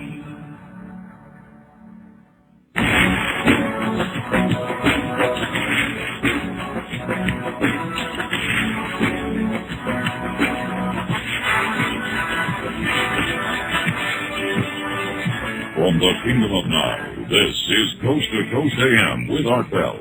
From east of the Rockies, call Art at 1-800-825-5033. West of the Rockies, including Montana, Wyoming, Colorado, and New Mexico, at 1-800-618-8255. First-time callers may reach Art at area code 702-727-1222. And you may fax Art at area code 702-727-8499. Please limit your faxes to 1 or 2 pages. This is Coast to Coast AM with Art Bell. Now again, here's Art. Terrence McKenna's here this morning in the early hours. Not so early for him in Hawaii, about midnight hour or so. We'll get back to him in a moment. All right, here's what Dave says the president should have said in his State of the Union address. Members of Congress, people of America, I banged her like a cheap gong, which is not news, folks, because if you think Monica Lewinsky was the only skin flute player in my orchestra, you haven't been paying attention. The only babes in D.C. I have not tried to do are the First Lady, Reno, Albright, and Shalala, mostly because they're a little older than I like, and they have legs that former Houston Oiler Earl would envy. Which isn't to say that I don't appreciate Hillary, I do. If not for the ice water coursing through her veins, I'd be pumping gas into farm equipment in Hope, Arkansas, and she'd be married to the president. So, let me set the record straight. I dodged the draft, hid FBI files, smoked dope, flipped Whitewater property, set up a new Korean wing in the White House, fired the travel staff, paid hush money to Hubble, sold the Lincoln bedroom like an upscale Motel 6, and grabbed every ass that entered the Oval Office. Got it? Good. Now, if he'd said that or some variation of that at any point, what do you think the reaction would have been? Terrence. Well, I caught the State of the Union address, and I thought it was some variation of that. God, I can't top that. First-time caller line, you're on the air with Terrence McKenna. Hello. Hello.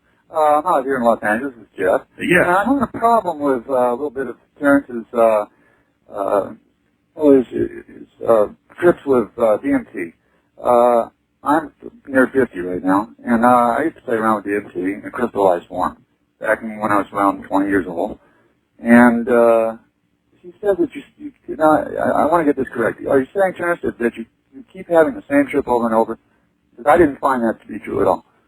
No, I think what I'm saying is that it takes me to the same place over and over. In other words, it's got a very unique character. It's not like anything else, and it keeps being what it is each time I try it. Well, I personally found myself that it didn't take me to the same place. In fact, the only way that it even took me at all to the same, even calling it the same place, it was just an hallucinations, or I wouldn't even call them hallucinations, really. I'd call them more distortions. And I find that with most psychedelics, like LSD, for instance, that in all the trips I've taken and all the experiences I've taken with other people, that I've never personally had a bad trip, but I find that more people that have bad trips with LSD and psychedelics are people that are not as stable. Yes, I agree. I said earlier that psychedelics dissolve boundaries. That's good for most of us. We're pretty tightly boundary defined, but some people are not. Some people are having an uphill battle just to keep the boundaries in place, and those people are definitely not candidates for psychedelics. I don't think psychedelics are something for everybody. I view it as a kind of a psychic and athletic calling, like ocean kayaking or rock climbing. You need to know your tools, you need to know the territory, you've got a buddy system in place, and you're physically trained and mentally prepared. That's how I see it. It's not, that's why I railed against the concept recreational drugs, which I just think is some kind of weird way to sell speed in nightclubs or something. All right. Terrence, here we go again. I'm trying to devote this to the listeners because I could ask you a million questions. Wildcard Line, you're on the air with Terrence McKenna in Hawaii. Where are you, please? Hello, Art and Terrence. I'm in Bob in KES country, Beaverton. Oregon, okay. Right. All these things you've been talking about tonight, I'd like to put them in the same pot and stir them up and see what comes out. Computers as sentient beings, when you look at the depths of our perceptions, for instance, I've been studying people's ability to perceive signals from the Earth, and then look at reverse speech with David Zod Oates and his findings that we are very much sexual beings in the underlying areas where reverse speech comes out. How are you going to put those together? All that processing, all that perceptual abilities, and then try to put that into a computer? Well, in a way, what I think's going on is that the concept of the collective unconscious, which was enunciated by Carl Jung in the early decades of the 20th century, he and Freud basically discovered that the mind had a flip side that could only express itself in dreams and that was seemed very primitive and aggressive and a dark landscape.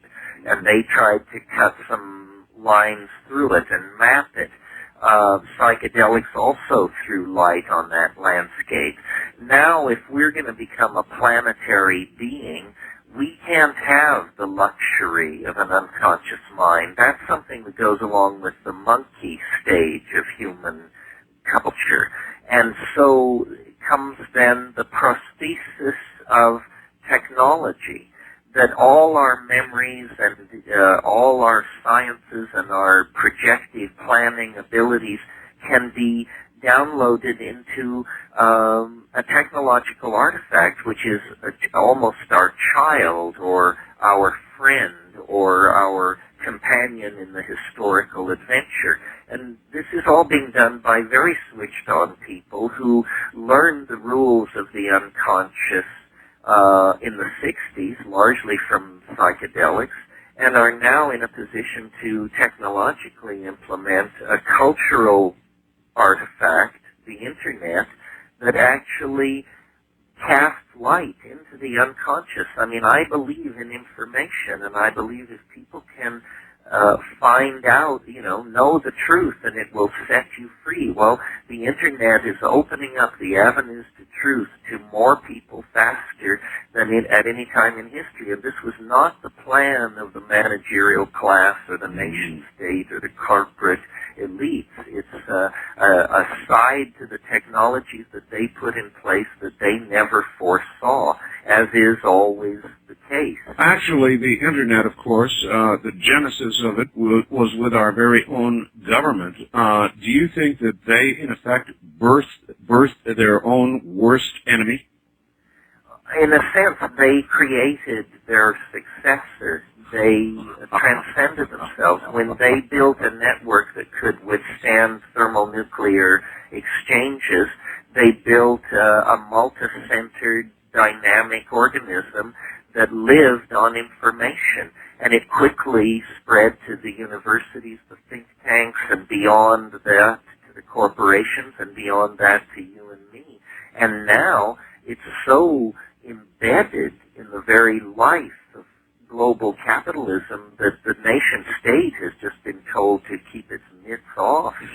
This whole Telecommunications Decency Act scenario showed that when the chips are down, the world corporate state is very able to assert its control and ownership of the Internet and how it's used. East of the Rockies, you're on the air with Terrence McKenna. Hi, where are you, please? Hi, this is Byron in Shreveport, Louisiana. Yes, sir. Yes, sir, Art. I love this show. I just discovered you this month. I didn't know such a good thing was on the air late at night. Well, it's as I tell people, it is different. It certainly is, sir, especially for those of us who work nights, and then on our nights off we can't sleep, so this is wonderful. Well, here's a question I have for Terrence.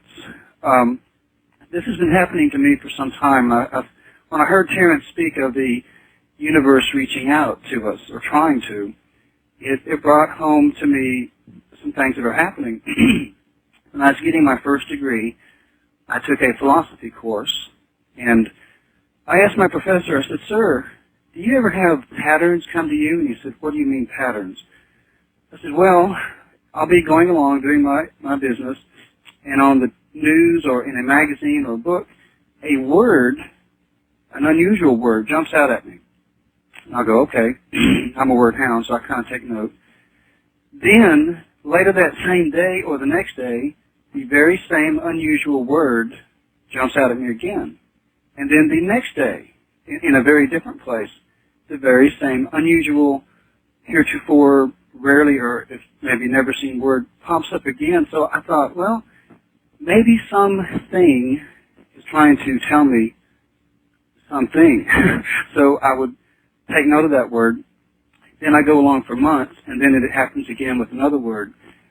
I didn't know what to call this phenomenon, so I just called it a pattern because it kept reappearing. But I wondered if, when Terence mentioned the universe trying to reach out to us, Terence, do you suppose that could be one form of some outer intelligence reaching in, or? It may not be that deep philosophically. I'll give you one answer. For example, if you go out and buy a new Chevy, a Nova car, all right? Right. Heretofore, you will not have noticed Novas. Now, you will suddenly see Novas everywhere. Yes, sir, that's true. So it may be that, or it may be deeper. Terence, what do you say? Well, it's funny, again, to mention Jung.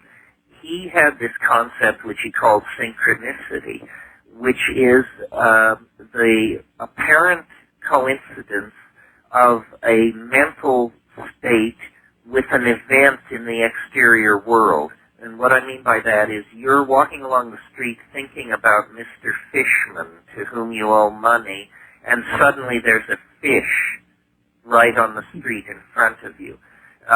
This is called a synchronicity, and Jung felt that there was a kind of what he called acausal connectedness, and that this was how the unconscious attempted to communicate by juxtaposing thoughts with exterior events that seem related to them in some magical way.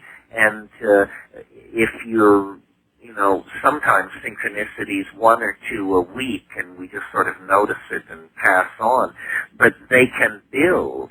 And when we're going through spiritual crises, or when we're intoxicated on psychedelic drugs, for example, these synchronicities can multiply until the whole exterior world seems to be trying to communicate something to you. And it's alarming to ordinary psychiatrists because they call it delusions of grandeur. The patient thinks the world is trying to communicate with him. But having been on the inside of this, I can tell you, it's very powerful, and a lot of Chinese philosophical thinking has been based on recognizing this synchrony, this resonance between mind and nature at critical times. So as you see this fish reminding you of the man who owes you money, flopping on the ground, gasping and dying out of the water, do you take pleasure? Well, I had a dead fish in my image, so it wasn't an issue for me. It didn't flop. All right. No, it didn't flop. In fact, it was quite light. West of the Rockies, you're on the air with Terence McKenna. Hello, where are you, please?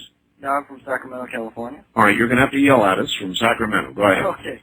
Terence, I was just wondering, your current standpoint relative to the great scheme of things, what would your answer be to the old question, what is the meaning of life on our stay here on Earth?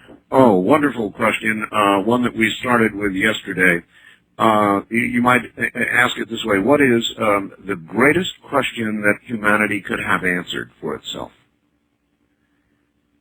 Well, in classical philosophy, they said, here's what classical philosophy is about. Who are we? Where did we come from? Where are we going? These are the 3 questions. Everything arises from this. Each leads on to the other. I've tried to look at the question, where did we come from, and have proposed theories about it.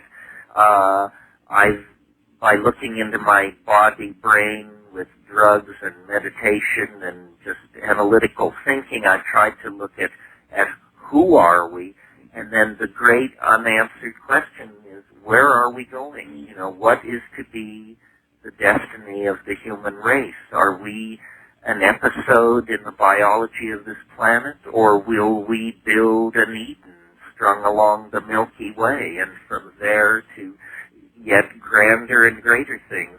We don't know how much intelligence there is in the universe, but we certainly know that something has broken out on this planet in our species that is like nothing else in the order of nature. What if we are nothing more than a virtual zit on the face of reality? Well, if by virtual you mean that we are inside some kind of artificial simulacrum, that this is software being run, well, then the question is by who and to what end? I could get that. My life is so much like a story that I'm constantly asking the question, who writes this? Who writes this stuff? Who writes this stuff? I mean, who thought me up? Who thought Art Bell up and put us talking like this in front of 22 million people? That doesn't happen in reality. That kind of thing happens in art of a very finely honed sort. And so I want to know, what is the medium and who is the artist and who's paying for this production? First time caller line, you're on the air with Terrence McKenna. Hello. Hello, Terrence. Hello. Hi. Oh, you're weak too. Well, I have weak phone connections. Yell at us, I'll sir. yell. Oh, that's better. Okay. First of all, I want to say that I've had some DMT experiences, and I've had the privilege of doing them outside the jurisdiction of the United States. Louder, please. Yeah, louder. He Okay. says he's had DMT experiences outside the jurisdiction of the U.S. Anyway, I've had very similar experiences to the kinds of things that you, Terrence, have been talking about. Also, when I did something else that brought me to a new space, and what I did is I had 3 grams of psilocybin mushrooms, and I did this in a ritual sort of way. I did a confession first to a friend to get things off my chest, and I sent out prayers, and it was a very directed ritual. All right. Let me then put that question to him. He said that what he did, grams of psilocybin and so forth, he did in a very ritualistic way. Do you think that there would be anything to that, in effect, cleansing yourself before doing something like that? Well, certainly energy follows attention. You don't have to be a rocket scientist to understand this. Energy follows attention. And then, while it's true these things are dramatically affecting the mind, they are physical drugs, and they are going into your body. So, not eating for 4 to 6 hours, not having recently stoked up on Big Macs or a lot of antibiotics or junk food, obvious, reasonable rules are in place. All right, we're going to have to hold it right there. We're at the bottom of the hour, and we'll head into the final portion in a moment. Terrence McKenna, my guest this morning. I'm Art Bell. From the high desert in the middle of the night, this is Coast to Coast AM.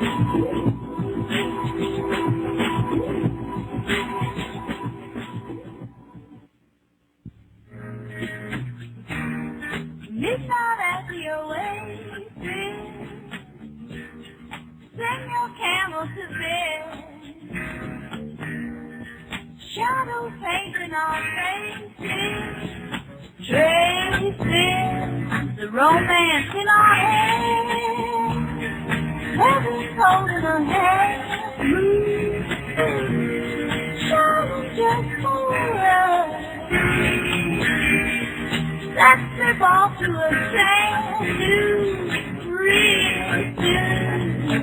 Kick up a little dust, come on, cactuses are fresh, need one down the way. To talk with Art Bell in the Kingdom of Now. From east of the Rockies, dial 1. 1-800-825-5033. West of the Rockies, including Montana, Wyoming, Colorado, and New Mexico, 1-800-618-8255. First-time callers may recharge at area code 702-727-1222.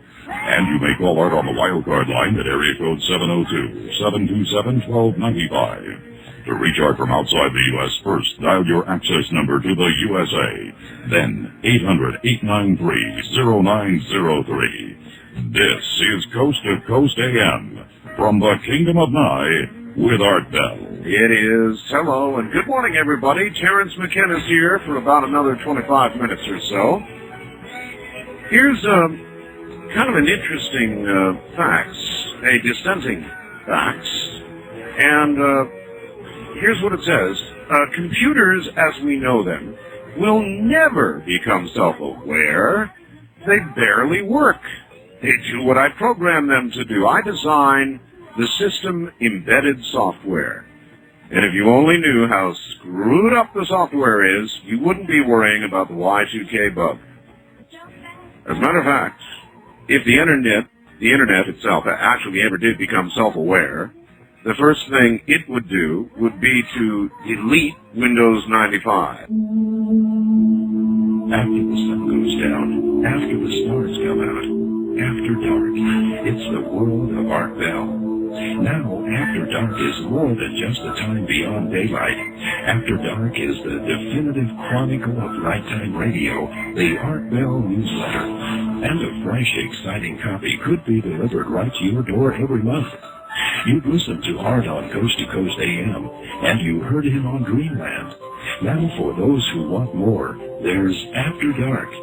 Every issue is packed with interviews, news analysis, photographs, many in color, hilarious cartoons, reader contributions, and, of course, Art's personal insights.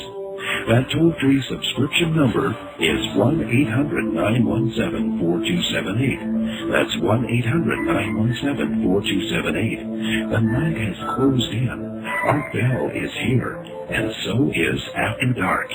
And so is Terrence McKenna. And that is an attitude, Terrence, of a programmer who does this embedded software thing and admits to being totally script that it's never going to be self-aware. That is, I guess, one attitude. Is that macro thinking of one single programmer who is failing to embrace what's actually really going on? Well, while we were off air, I was online and looking at the AI pages, and I would just recommend to someone with that attitude that they search words like superintelligence, artificial intelligence, and look at the stuff posted on the web. I work with a computer every day.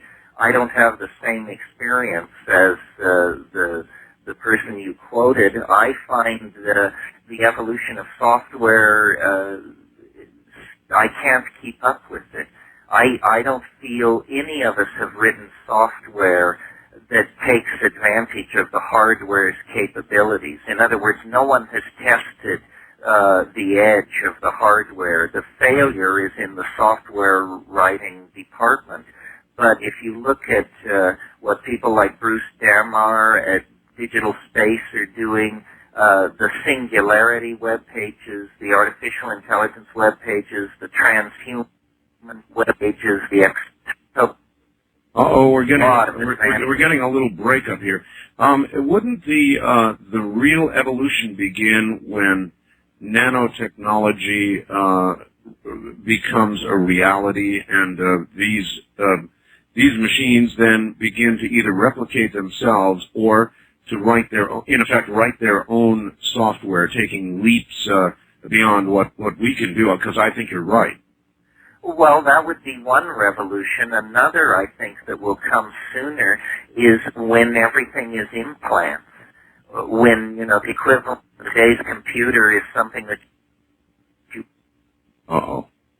With a chain to nervous system interfacing, so that we don't feel it as a machine, we feel it as a capacity of our own mind. This will come. All right. East of the Rockies, you're on the air. Good morning with Terrence McKenna. Where are you, please? This is Bill in Wisconsin. Bill, you're going to have to yell at us. Go ahead. Okay, how's that? Better. Terrence, you were talking a little bit about the fish on the sidewalk. Right. And I have had experience with LSD. I was a part of an experiment in the 1970s and mid-70s, and we were allowed to inject 3 bottles of Sandoz LSD, 100 micrograms each at the same time, so 300 micrograms IV. And since that time, I've had experiences, hundreds of experiences, similar to the fish on the sidewalk. I'll give you just one quick one, and I want to take it one step further and ask you this question. On the way to the motor vehicle department, I borrowed $35 from my girlfriend to get my motorcycle back in the 70s. And I said, wouldn't it be something, to see an interesting plate come up? Well, it came up UIO 35. A perfect example. Now, what's your question? Well, to take the fish story one step further, and I found it hundreds of times since then, that not only does it reflect what you're thinking or whatever, but reality seems to actually change as you walk. Change as you think. Yes, well now I would say that this is a clue to the fact that the story you've been told by science and physics and chemistry and all that is simply that you're a person in a story. Because all such things don't go on in the world of ordinary probability and ordinary physics. And so it's like a certain point in the evolution of your understanding where you realize that physics and chemistry and all that is not what it's about, that you're inside a story. And I think the juice in that insight is that you can then try and figure out whose story is it. In other words, is it your story, or do you exist in this story to open the door for somebody on page 220, and is that it? And then, of course, the ultimate aspiration to become the author of the story. Imagine. I am the author at times, okay? Other times you're nothing but a bit player. That's it. That's right, and the trick is to get some handle on those moments when you are the author. I've been working at it. All right. Excellent. Thank you. Thank you very much. Very good question, actually. First time caller line. You're on the air with Terrence McKenna. Hello. Yes. I eventually want to get to, I have a physical condition known as cough syncope.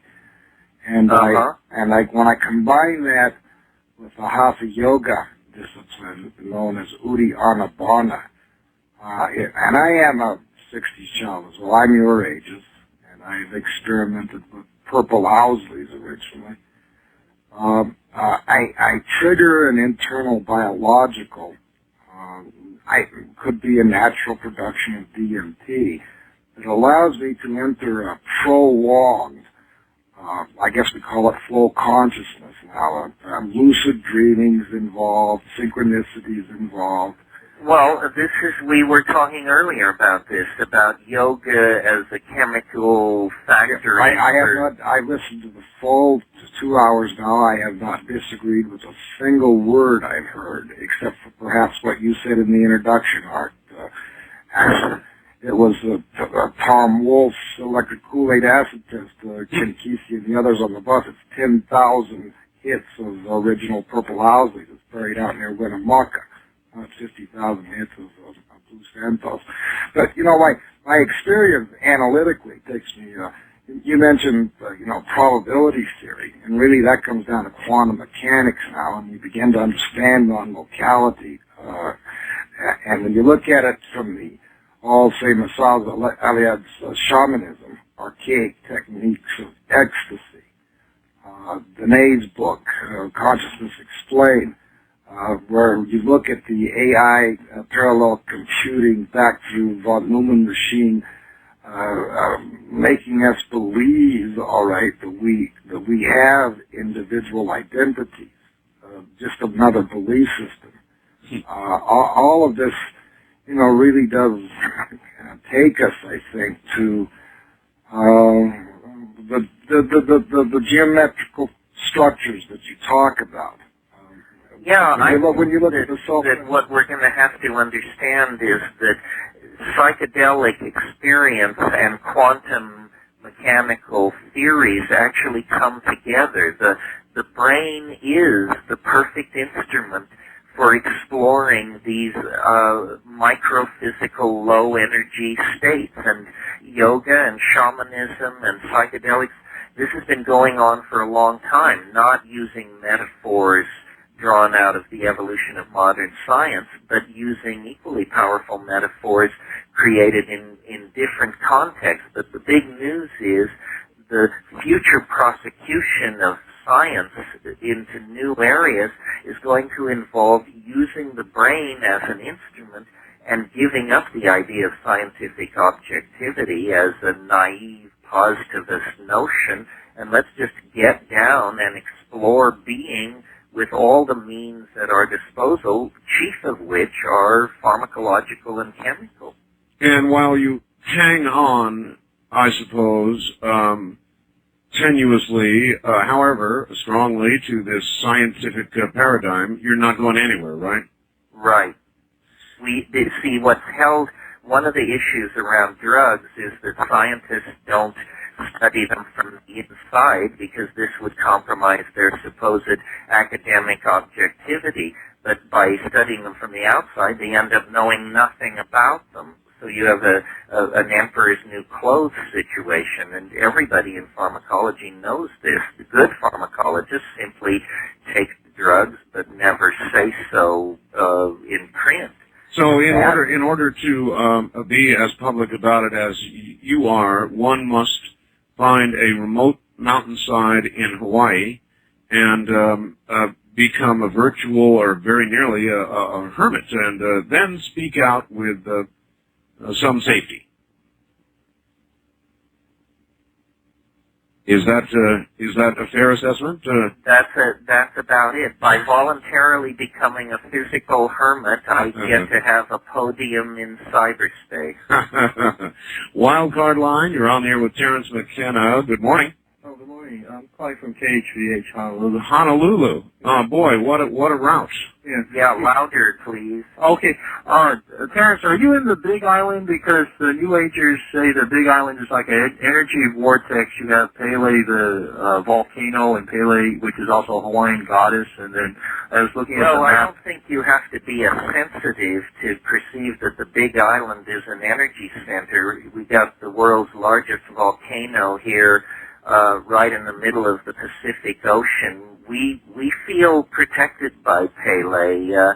She puts lots of mercury vapor into the air and keeps real estate cheap and tourists away. And then do you like being there? Because, like I was looking at the map, the Big Island is 180 degrees, almost exactly the other side of the world from the pyramids of Giza, which is another energy vortex. No, what interests me about the Big Island is that it's at 19 degrees 30 minutes north, which is the critical place to study the skies of Mexico. That means that the skies off my front porch are the same skies I see when I go to Palenque and Uxmal and all the Mayan sites. So I love that. All right. East of the Rockies, you're on the air with Terrence McKenna. Where are you, please? That'd be J27 on your Minnesota state map, Art. All right. And I listened to you probably for the past year or so, and I wouldn't. It's unbelievable how hard it is to get through, but I tried twice, and here you are. And here I am. And also to Terrence. I used to subscribe to High Times, and they had a pictorial back in the 70s of over 150 different varieties of indica from Hawaii. Do you believe that to be true, or? And also, I have another question. It may have been true then. They fly hard out here and have driven the pot growers pretty far underground. I mean, there's definitely still primo Pakalolo, but it's not like it was in the roaring 70s. Yeah, so, but there are, I used to live in Northern California, and I experienced red hair and purple hair Sensimelia, and it's is probably the Dom Perignon of that region, in my experiences. And also I have one other statement that between your two minds, I'm just wondering if this could be possible that I had major surgery over a year and a half ago, and kind of saw it coming in that I was slowing down and my life was coming to an end.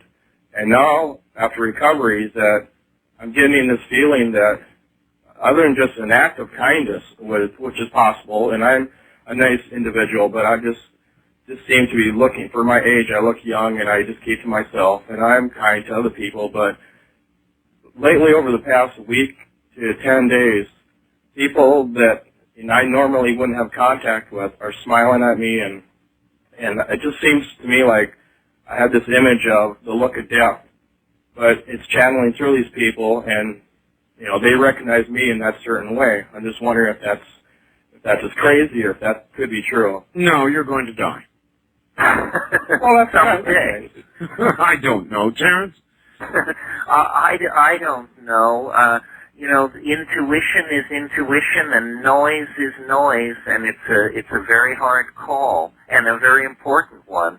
So what you do is you cook it in your mind, and then you go with what feels right. All right. West of the Rockies, you're on the air with the answer man, Terrence McKenna. Hi, Terrence. This is Phil, listening to 610 KONA. I heard you last 23rd May last year, and do you have an information letter available to those without computers? Do you have anything new published in the last year, and have you had any new revelations in the past year? All right. Well, a lot of past year there. Do you share through any other medium other than the internet, Terrence? The internet is pretty much it. I have books, and I'm interviewed a lot, and I've been interviewed in the past year in Magical Blend, but usually in small rave and music magazines seem interested in me. The internet is the place where there is endless amounts of my material, much of it put up not by me, and thank you to those people who do that. I think that's probably the place to get the most information about me. I was thinking the other night about DMT, and I thought of a phrase I've used to describe it, Arabian hyperspace, and I searched on the internet, and it spat out my own text at me. It was a very weird moment. Yeah, it must have been. It really must have been. Weird. There's plenty of Terrence McKenna on the net. Well, here you mentioned hyperspace, you mentioned 19 degrees, mind you, not 19.5, but 19. Have you ever listened to Richard Hoagland and his discussions about hyperdimensional physics? Oh, yeah, the problem is, Art, I knew these guys too soon. I knew them so long ago that I know how squirrely they truly are. I've played poker with them. All right. One last, I think we're almost out of time. Wild Card Line, you're on the air with Terrence McKenna. Where are you, please? Aloha, Art. I'm in Captain Cook. I'm actually about 1,000 feet north of 19.5. And I wanted to ask Terrence a couple of questions. One was about cannabis and ibogaine. And the other was I wanted to thank him for, at one time he was going to be a witness in my trial for the religious use of cannabis here in Kona. And what is your question about cannabis and ibogaine? Well, I'm interested in the fact, or what do you think of the fact that they're the only two plants that are illegal to grow in the United States, and ibogaine being a addiction interrupter? Well, ibogaine was put in that Schedule 1 in that week of hysteria back in the 1960s, was put in, including the compounds later found not even to be active in human beings. I think it is a tremendous detriment and an indictment of the scientific establishment that it doesn't fight back more against government. In the Middle Ages, medical students would steal corpses off the gallows in order to get bodies to do dissections which the church had forbidden. And where is the courage of science now, big science even, that it allows government to set the agenda in the area of exploring substances which affect the human mind? The answer, Terrence, is they're chicken. Now, we're out of time. I want to ask you one quick question. One of our network employees just came back from Hawaii, Honolulu, and elsewhere, and said the island is like a crispy critter. It's so dry. It's she had never seen Hawaii in the state it's in right now. Is that true? Yeah, the way the El Nino works is these huge storms in California, that's all our winter water. And we, until a week ago, had not seen a drop of rain since before Halloween. Wow. Now we're getting weak rain occasionally, but people who didn't store water are in trouble, and the coffee people are screaming. Boy, that's almost impossible to imagine, recalling the Hawaii that I saw when I was living on Maui. Listen, that's it. We've gone through all the hours, Terrence, and once again, you have been ever so gracious. What a wonderful interview, and aside from a few interruptions, your new phone system in the wilderness is working just spiffy. Terrence, gotta say goodnight. It's a great pleasure to talk to you, Art. Good luck. Take care, and when I come, I want to see you, Terrence, all right? We got a guest room for you. You take care, my friend. That's Terrence McKenna, folks. That's it for tonight. I'm sorry. Clock says I got to go. From the high desert, I'm Art Bell. Good night.